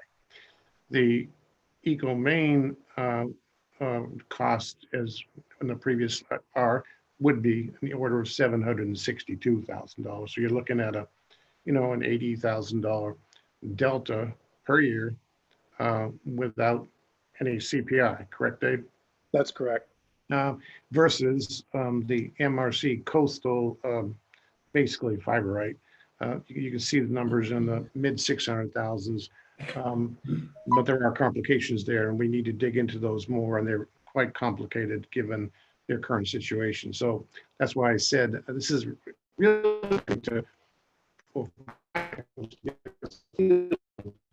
for what's going on in the market, to raise in our collective consciousness that we are going to have to move one way or another with this in the very near future, and to get you thinking about it. But like I said, I believe it's probably prudent to get the strategic committee to do a little bit, as we did here, to do a little bit more flesh on the bone and come back to the board in August latest to start, really digging into decision making going forward. Comments, Allison? With the comparing all of this to the current cost, I think we might want to be careful about how much we mix recycling in or not into the cost comparison, because when you look at the current cost of $683,177, that's with using a kind of a quick method of determining what our current recycling costs are. Yes. And so to compare, I don't know, some of our future options would seemingly require that we lock into changing our form of recycling, while others would allow us to make those decisions separately. And maybe there's room for negotiation with ecomaine on that too. But there's just a lot of room for variables changing. I think if we bundle in the recycling part of this with the trash part, so that just might be something that the strategic committee could look at a little bit more Absolutely. carefully, because we don't need to make those decisions unless under certain circumstances an ecomaine is going to stick to their thing of making us sign up for single sort. We don't necessarily need to make these decisions together. And then also, no matter what, it kind of leads us to the point of other financial decisions that need to be made regarding fees. And as we come up on our annual meeting, hopefully we're basically going to need to raise bag fees if we don't want to pass on additional costs to taxpayers. If we don't want to increase the assessment, we're going to have to increase bag fees. So, and that's something that requires a little bit of approval as well from the select boards. So it's definitely good that we're having this conversation, even if we don't know everything yet. So. We certainly don't. We certainly don't. We can certainly separate out we have the numbers, well, preliminary numbers on disposal versus recycling. They can be looked at as two different. They don't have to be dumped into one bucket. I agree with that. But like I said, it just, to my way of looking at it, we don't have a lot of time to play with this because we have to, correct me if I'm wrong, but we have to go to some point to a public vote on any options going forward, correct? And this current contract for solid waste we have right now expires, I thought it was May 31st, but I didn't think it was June, but whatever it is, it's middle of next year.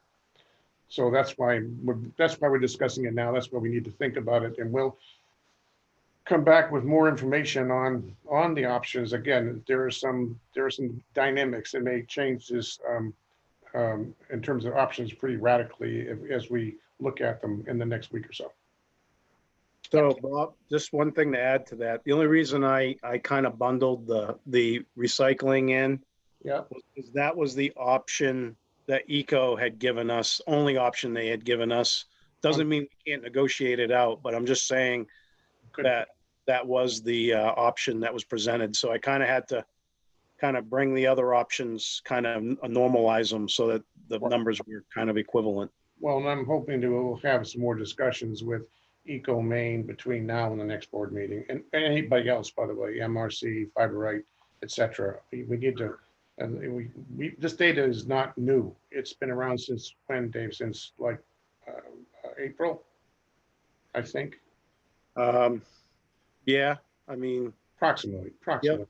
So yep. That's why we need to put a little bit more flesh on the bone. But if anybody has any questions, we'll try to answer them. But I think we'll get the strategic committee back to work on trying to refine things, because again, I want to underscore that there are some changes in the industry, and secondly, we have to have more discussions with some of these with ecomaine and anybody else on the list as to what the options are. It's so-called well, I call it negotiation, really.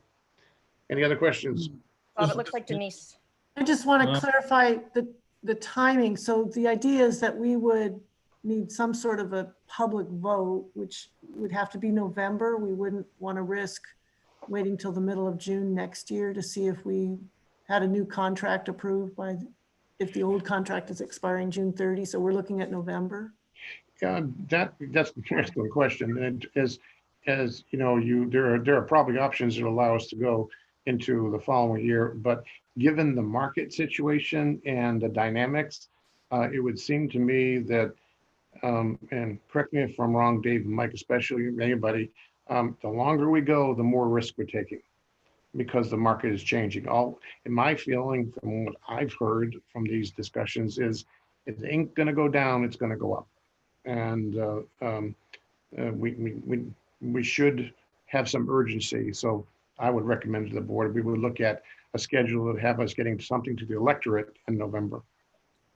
Well, it's a legal question, really, more than just, there's one question about whether the prices are going to go up or down, but just process wise, that is, if we're going to sign a contract that's more than 3 years, which most would agree that doing that would be to our benefit, then, and if we're going to ask the voters like we're supposed to, then yeah, as far as, unless we would hold a special town meeting or something in each of the 4 towns, which obviously is not ideal, would have to be an emergency thing. So yeah, I mean, it should be November. Especially during the, what's going on right now, that would be super hard. Yeah, I would agree. Again, we can get more information on this in the next weeks. We don't have months, in my opinion, but that's where we're at. Unless there are any other questions, we'll do our thing and come back to more heady discussion in the August board meeting.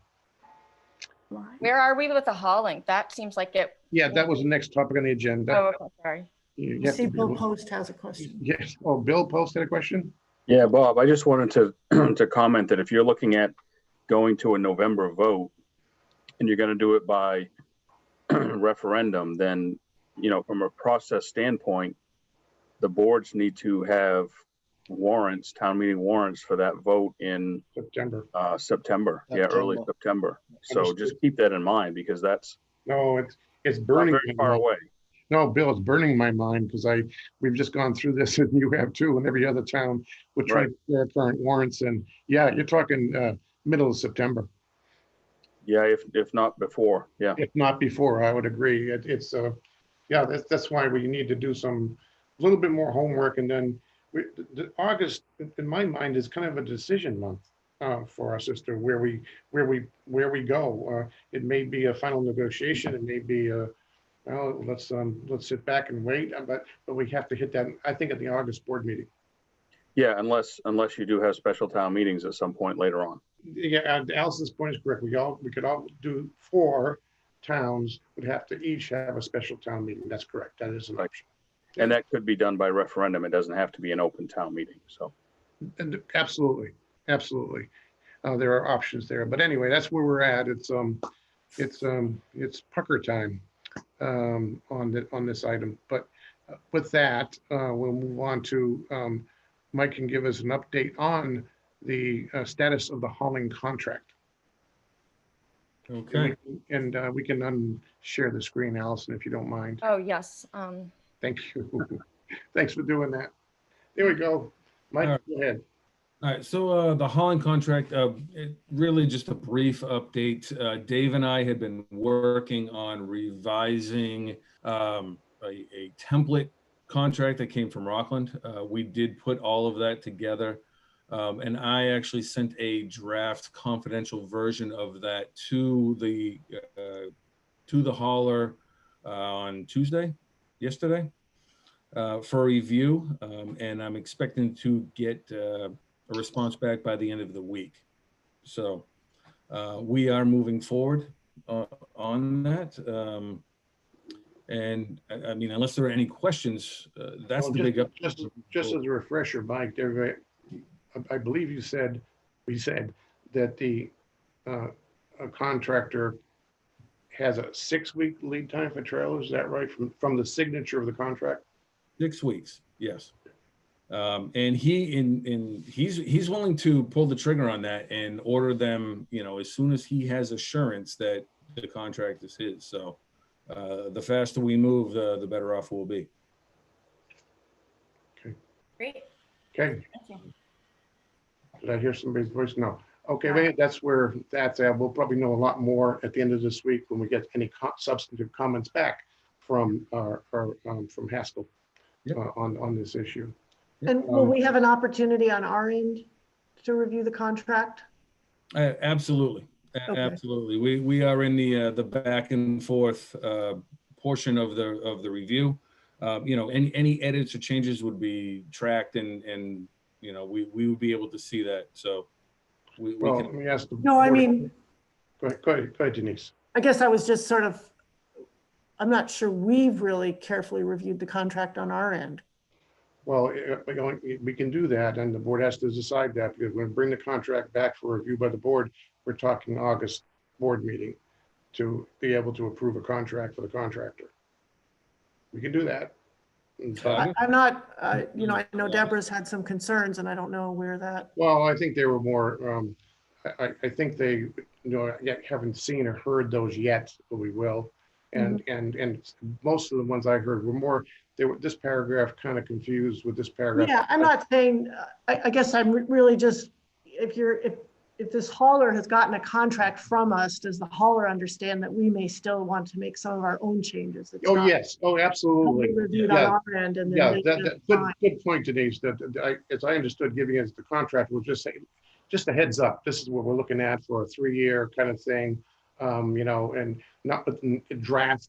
We still have to finalize it on our No, end. no way, because Yeah, there are some clarifications that have to be made. I thought you were referring to board approval, because that's No, a board decision, but I think last time we gave the approval for the manager to negotiate a contract, and as he needed, advice from governance attorney, wherever we need, and that's ongoing.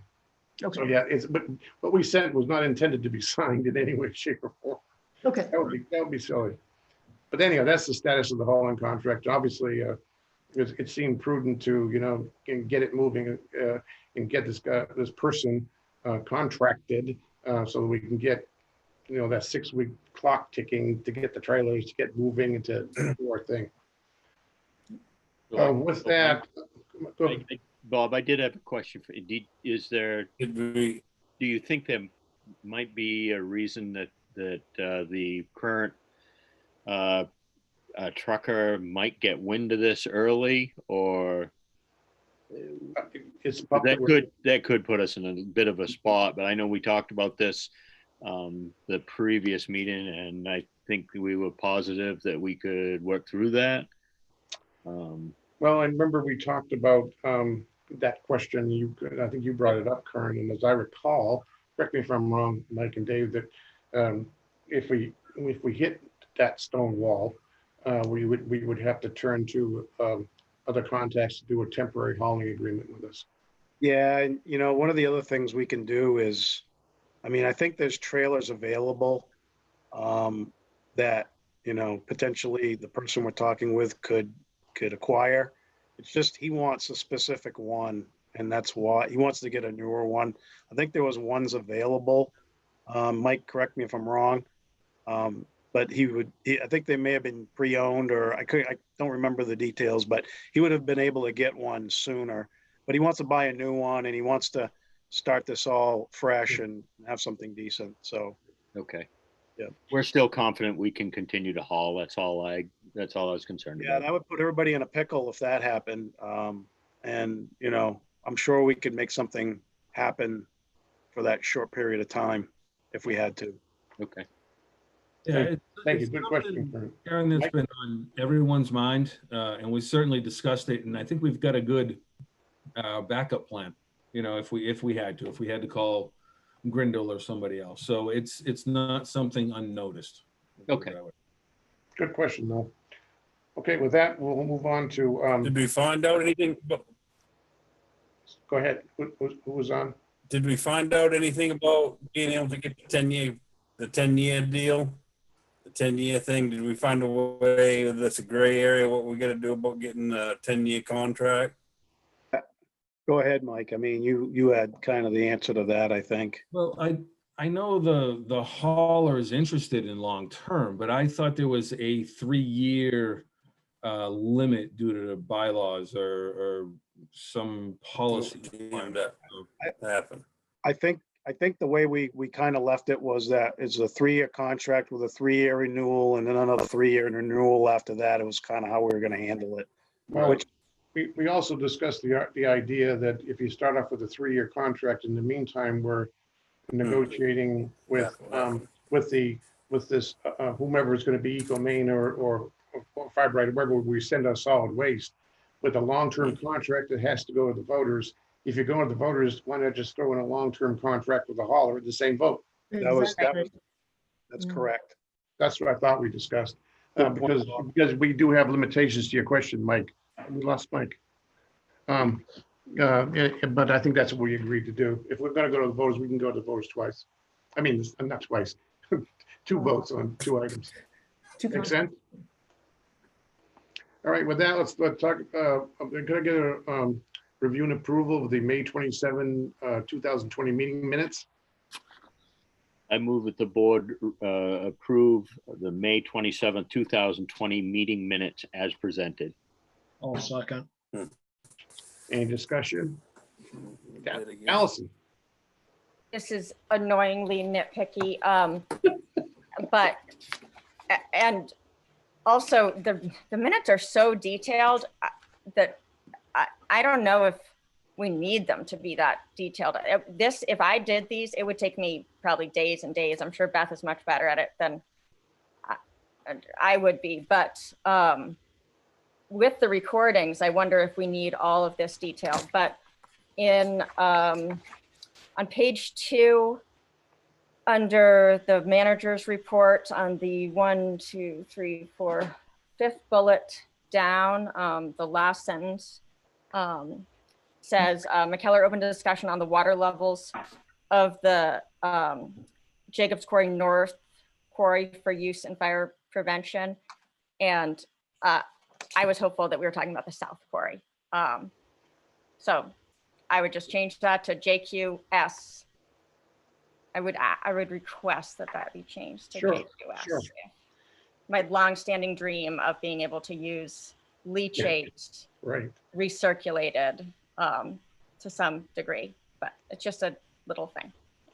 Okay, but that's good. Is that the only a typo you've seen? Okay, good. But to your point about the meeting minutes, that's a good question. Beth, you and I can spend a little time next week. We can talk about how, because of the video recordings, how we can make your job a little bit easier about the meeting minutes. But for now, great. With that, any other changes besides Allison's? Can you amend that motion, Kern? As amended. Bob. Thank you, sir. Thanks. Thank you. If there's no more discussion, I'll go for roll call vote, starting with Dave Barrows. Yes. Kern. Yes. Let's see, Denise, Yes. for all of Rockport. Mike Brown. Mike Brown. Yes. All righty. Wendy. Yes. And I said Allison, I didn't call your name. Yes. And Bob also, unanimous. Thank you very much. Moving on to Mike, to our facility management report, and let's see, let me get there on my other screen. And let's walk through these as bullet items, Mike, if you would. Okay. Are we gonna pull it up and share it, or? Well, I would just walk through each one and talk to the crux of everybody it's been in the packet, everybody has read it. And so I think you just highlight, if there are any questions, I'm sure there's no reticence amongst our board members asking you questions. Okay. Let me just. So the first one, safety, and you can just talk globally what you referred to and see if there are any questions on the safety aspects of what you're doing.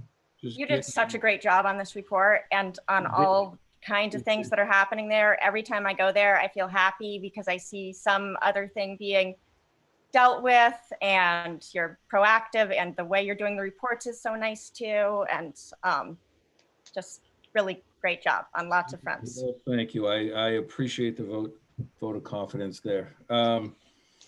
As Bob mentioned, we'll start off with safety. The big one, of course, is the COVID.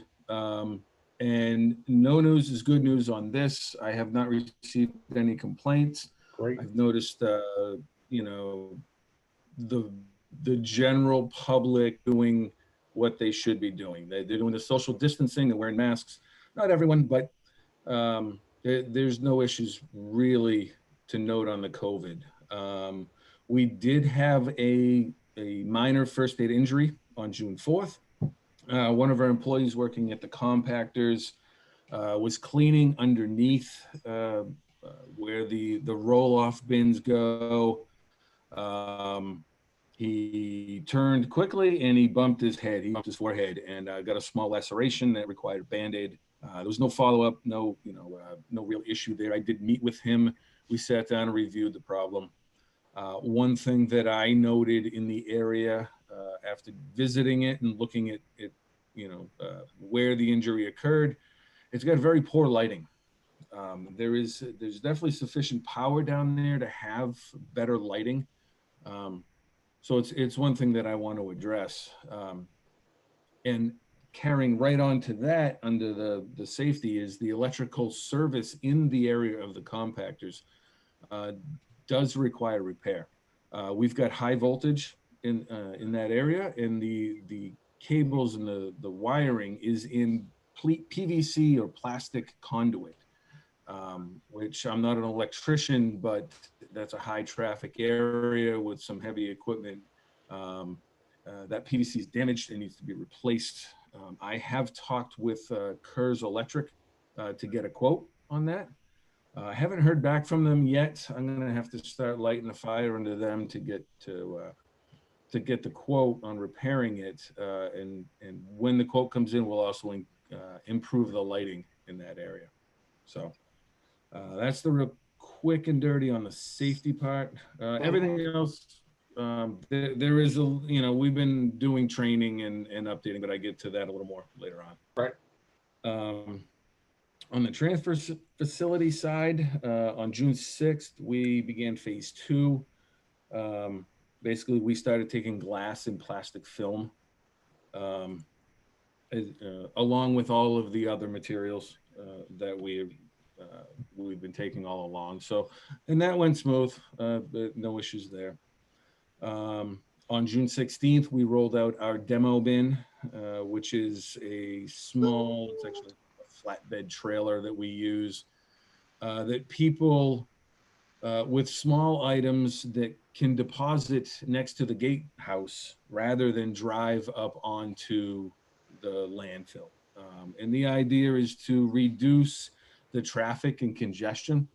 It's also, it's intended to keep, Aunt Betty in her, Prius from driving up there and getting a flat tire and some of those issues. The demo bin does also offer a good opportunity for like an unofficial swap shop kind of thing. There are some items, rocking chairs and whatnot that are available to the public if somebody would like them. So that rolled out and that's been going well. The redeemable cans is another one that came up. The Lions Club has been in contact with me. In review of the policy, the board policy, it was time to put that out to bid again, or to advertise it, I should say, which we did. That ad ran from the 18th to the 26th, and we are scheduled to start accepting the redeemable cans and bottles on July 1st. Mm-hmm. Next item is the Household Has Waste Day. And what a pandemonium that was. It was one of the largest events that we've had. So my guys tell me. We had cars literally all the way up Union Street. In the end, we collected 247 units of haz waste. It was hotter than the brass doorknobs of hell that day. So we were certain to go and walk through all the cars. We were offering waters and Gatorades. We had a couple of incidents with some irate residents, but for the most part, everybody was cordial and patient, and I appreciated their support with that. I see some opportunities to greatly improve this program. One being paint. I would say at least 75% of the materials that were coming in that day were latex paint, non-haz, not an issue. So if we could have a paint care day on some sort of regular basis, and again, public education to understand what's haz waste and what's not is required. So there's opportunity there, and it's on my list to sort of address some of these things. But all in all, I think it went okay. Next item is a quote that I received from CV Mahar. There are landfill engineers on installing a culvert to make sure that the JQ North pond does not overflow. That quote came in at $7,500. That's for engineering and design work. The idea is to have that overflow funnel into our existing stormwater management program. That would reduce any permitting requirements, and all of the monitoring would fall under our existing program. So, like I said, estimated cost $7,500. Another proposal that I received is to improve the area where we put the scrap steel. What we need there is a concrete pad poured so that the public can put down their lawnmowers and their, miscellaneous steel on a pad. What we've been noticing is that in collecting that material, we tend to pick up a lot of non-steel. We pick up stone and gravel, and all of that will go into the bin, and we're paying to dispose of it. So I contacted Ferrous Construction. They gave a quote of $7,500 to pour that pad. I think the last note on the transfer facility is that the Universal Waste Building, the compactor shack, and the used oil collection building all received, finally, a fresh coat of paint. So you can see there we've got what's been termed by the guys the Green Monster. And then we chose a nice blue color for, or Sid chose a nice blue color for the compactor shack in the Universal Waste Building. So we finally got those cleaned up a little bit. One, I guess, only because I'm new, would there be any objection to putting, say, a Boston Red Sox logo on the Green Monster? Or is there some sort of like board policy to not support sports teams?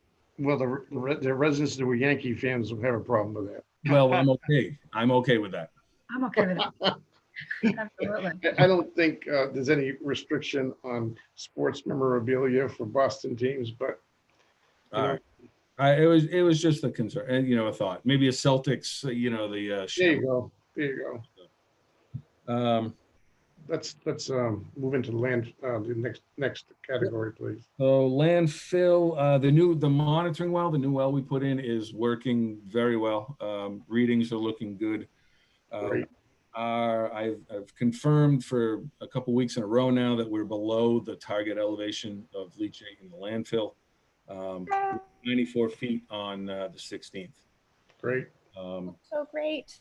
Yep. And the water elevation in the North Pond has remained fairly stable, which is good. It means that the gut project is working. We're a solid 20 feet difference between landfill water elevation and pond elevation. Mm-hmm. The pond has dropped like 8 inches over the last month, but we've only received 2.4 inches of rain from mid-May to mid-June. It hasn't rained in the last 3 weeks, from what I remember. So that's all going well. I did speak with Summit Engineering on the installation of the solar-powered transponder to try to automate the system. That's all ready to go, with the one caveat that we should extend the elevation of the wells closer to final elevation before we do that. And that's in development. It's a fairly simple process. I have the extra well material. I need some 4-inch casing, require a little bit of welding, some slight electrical, but my plan is, within the first or second week of July to have that completed. We pack a little bit of clay around them. We can start moving demo material, and then we can look at installing that silicone stuff. So The next is, and this speaks to Allison's desire to use leachate as a fire suppression water. I pretty much got fed up with Brookside Plumbing and told them their services are no longer required. Since I started there, it had been over 2 months and the guy never showed up. So I'd reached out to Dave. Dave gave me a name of another plumber. And I've got the materials on order. I talked to FW Webb. I got the pumps, the valves, all the fittings, all that's easy stuff. I just need a reliable plumber. So we're moving forward with a new guy because I couldn't get a guy. I couldn't get him to show up. Sure. I think the last point here is the earthwork. It was a $9,000 project that we had done. So we did manage to get the western side of the landfill with intermediate cover and bermed. We used Ames Landscape, did a fantastic job. We also we dressed up the area south of the chipper.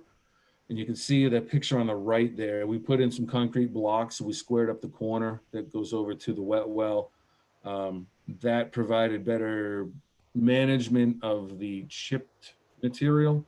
It provided us the ability to put in berms. It also provided us to put demo material in the that sort of lower hole, that low-lying area there that may have been contributing to some shifting of the landfill. So we've been able to start moving forward and filling that in, which is all going well. If we ever get rain, I will seed that material. I have seed on site. I'm just waiting for a little bit of moisture to hold it into the soil. Moving on to administrative pieces. I can see now that you're sharing that. Let me. Hey, Mike, you might want to mention too that the earthwork that you did on landfill, that's going to really help potentially with fire suppression too. That was another big reason for that. I don't know if that right there should help with any future fire issues that the landfill is experiencing. Good point, Dave. And if you look at the photo on the left, on the upper left corner of that, you can see a little bit of exposed landfill. To the left of that, we had some elevated temperatures not too long ago. And Bob's been out there checking them, and everything looks really good. Low temperatures, no issues, no oxidation. So I think covering that up is really helping reduce the oxygen in that landfill. So, all right. On the administrative side, just continuing along with updating manuals and plans, health and safety, operator training, universal waste. Universal waste kind of came to a head earlier in the month, and we went ahead, or I went ahead and updated our universal waste handling requirements policy. And I added in specific training for acceptance and processing of that waste directed at the gatehouse operators. Because you go into the gatehouse and the materials were not being collected and stored properly or labeled. So we went ahead and we did additional training. We updated all of that. We also went into the universal waste storage building. We cleaned up all that material. We shipped out, any of the old stuff kind of laying around. We still need to do a little bit of additional labeling, but all of that is much better organized and the guys trained on. Last month I had mentioned that I had drafted up an SPCC, a spill prevention control countermeasure plan for the facility. Legally, that plan needs to be stamped by a professional engineer. CV Mahar has given a quote of $2,500 to do that. It's a little steep. I think I'm going to beat up on Steve Patch a little bit and his boss, Brian Pierce, to try to get that down a little. Maybe combine it with a site visit and get some extra work out of them. But we're going to move forward with that one. The fire suppression system. is scheduled to be done in July. It's a hefty price tag of 18,000. Dave and I were talking about it, but that is still on the schedule. Mhm. The RFP was submitted on June 19th for auditing services. So that went out to 5 companies and it was posted on the MMA website. So that's out. I've got a couple of responses, positive responses. So we will be getting bids. Bids are due by July 31st. Mhm. Scrolling down. Board information. Yep. Equipment operator evaluation, something Gary and I have been talking about, and I think it's time that the facility starts evaluating an equipment operator, specifically looking at a bulldozer guy right now. This is mostly due to the age of the staff. Bob's 81, Gary's 74. Gary's due for a knee surgery and could go out at any time. It's about time we start thinking about putting some younger blood in there that Bob can train, Gary can train, to basically to run landfill or other operations that require heavy loader. So something that we're doing. New access road construction. I did meet with CV Mahar on June 15th. I beat them up a little bit on the need for that road that they've proposed to us in the DEP. They're going back and looking at that to try to see if there's a way to do it. They're going to do that at no cost. I said, don't send me a bill telling me, $1,500 to evaluate it. So they're going to look at it and they're going to come back to me and say, hey, yeah, we can do it. Or, you know what, let's not. So the last one is the town seals on display. And I had reached out to the town managers requesting, high definition photos of their town seals. Since we painted the universal waste building, I don't know if you guys are familiar, there's these squares along the northern side of it. And there's my sort of MS Paint conceptual drawing of what I'd like to do. I know, I believe it was Dave Kinney had some concern with how the Lincolnville seal was displayed, but just letting you guys know, this is what I'm thinking of doing. The 4 towns, the state of Maine, maybe the solid waste logo, just something to spruce it up a little bit. So. Okay. All right. Thanks, Mike. The next item on the agenda would be looking at this for the board to take action on the Workers' Compensation Safety Incentive Program. Mike, do you want to just give us a quick capsule of what it is and what the board action is, what the requested board action is? Sure. So MMA reached out to me. They have this program for Workers' Compensation Safety Initiative Program, or Incentive Program, I'm sorry. And what it involves is the facility would sign on with an acknowledgement form. And then your board of trustees, you guys, would sign a resolve form, which is included in this packet. Basically saying that you sign on and approve, that the facility takes in high regard safety at the facility. Right. And what we can gain in this aspect is we can earn up to 10% in contribution credits. And that 10%, it's based on a tiered level. There's 3 tiers, 1, 2, and 3, based on the condition of your current safety program. I feel we are definitely a solid number 1. I think we're very close to be a complete solid level 2. At level 1, you get a 5% reduction. At level 2, you get a 7.5, and level 3 is 10%. So if you scroll down, you can see it should be in there, the resolve form. Yeah, it is. After the letter right there. There it is. There. So and this is something that would need to be signed by each of the board members. Right. The board has had a chance to look at this plan and also the resolve form. Are there any questions of the board of Mike on this workers' comp incentive plan.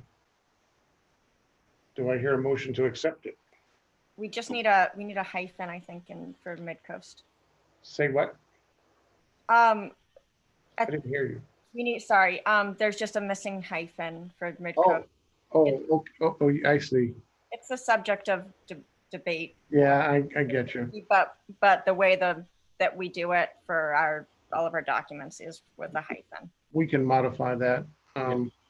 With that one modification, are there any other comments? And do I hear a motion? So moved. Second. Motion made and seconded. Any discussion? Roll call vote. Kern? Yes. Let's see, Dave Barrows, Yes. Mike Brown, Yes. Denise, Yes. Allison, Yes. Wendy, Yes. and Bob, yes. Unanimous. Thank you very much. We'll make that correction on the hyphen. Good catch.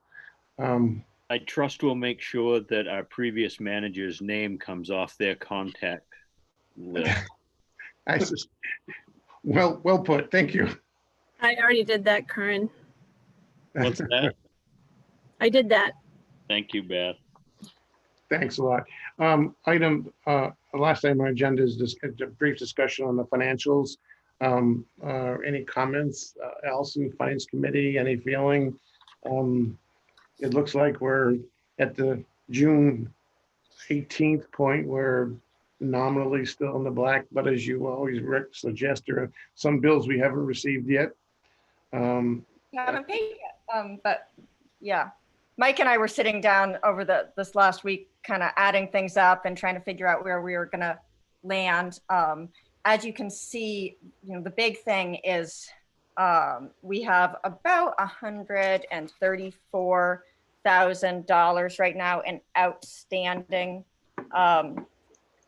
invoices. And so I don't know the history of how much we try to get those paid by the end of the fiscal year,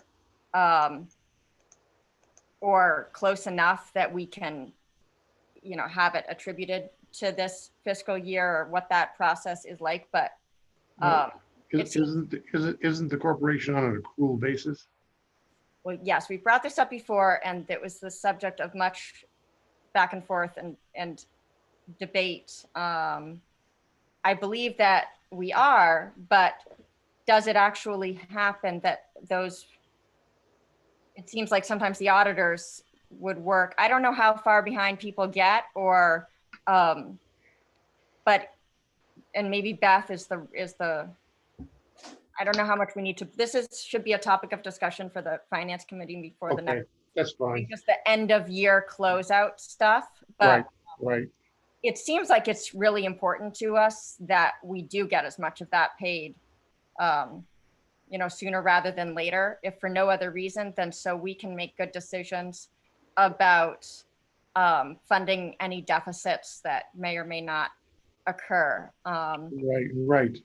One thing that, there were a few things that hadn't been counted for, like as of last month, which was just the $100,000 that we set aside for the closure fund. And so things like that aren't showing up in the revenue and expense reports. It really throws off our ability to look at it. But now that's in there. One thing that hasn't come in yet is there's $45,000 that was planned to be spent from the unassigned fund balance. Right. That we also planned to be making some purchases, such as the trailer. And we may want to decide, we would have to look back on whether that was, I don't think the trailer was going to be funded from the unassigned fund balance. I think the unassigned fund balance was just to offset taxes. So do we want to take that $45,000 bill or not? There is a bunch of stuff that's kind of in limbo, but it doesn't look like it's going to be a disaster for us. One area that's interesting that is underspent is the wages line. that would be one. I know a few meetings ago, we had talked about maybe some kind of stipend or bonus or hazard pay for the employees. I did find it kind of interesting that with all that's been going on, we seem to have spent less on paying employees than we even thought we would have to. So, Okay. But anyway, those Okay. are the main things. We're not looking horrible, but we do have, a few 30,000 or so, I think, of things that we added up the other day that we know haven't shown up in this. Okay. If it's only that amount, you have the unassigned fund balance to use as a accounting entry to counter that. Well, yeah, there's that, but there's also stuff like getting bills from ecomaine. I see. They're huge. So it's just a lot of money that's in limbo at any one time, and you can spend a lot of effort obsessing over it, saying, okay, how are we going to get another bill in for ecomaine before the end of the year or not? Or but it's not really time that well spent. I think that the finance committee should meet over the next month at the end of as the fiscal year closes out, meet with Mike, see where we stand, and see if we need to make any recommendations to the board before our next meeting. So the finance committee hasn't met in quite a while. So we'll do that and bring back any recommendations. Okay. Yeah, good. But was next month our annual meeting, board meeting, quote unquote, in July? Yeah, and I think that's technically when we would also, at some point, we need to be looking at fees. Right, exactly. That's why I'm just alluding to, it'd be good to have, this kind of tied down in terms of where fiscal year 20 is ending. So we can make the logical decisions on fees. Great, that'd be perfect timing. Perfect. Any other comments on financial? Question for Allison. Is that something that you want to schedule, that meeting later on, just by emails or? Yeah, unless you wanted to try to do it right now with the whole group, but since Deborah's not here, it doesn't. I will send out an email within the next 3 days, and we can figure out what works. Yeah, I'll be doing that with the strategic committee thing, obviously also. Great. Unless there are no other comments on financials, I would ask for a motion to adjourn. I will move that. So moved. Second. Great. And any other discussion? Roll call vote. Kern. Yes. David Barrows. Yes. Mike Brown. Yes. Denise. Yes. Allison. Yes. Wendy. Absolutely. And Bob, absolutely also. Thank you so much, guys. I know we took a whole hour this evening to do the ecomaine thing, but I still think it's productive to have that dialogue opened up and keep that interest with ecomaine with us, because there may not be as many games in town as we think as we go forward, but we'll discuss that more in August. Thank you so much for the evening and your time. We appreciate it very much. Thank you. Thank you. Night. Thank you. All right.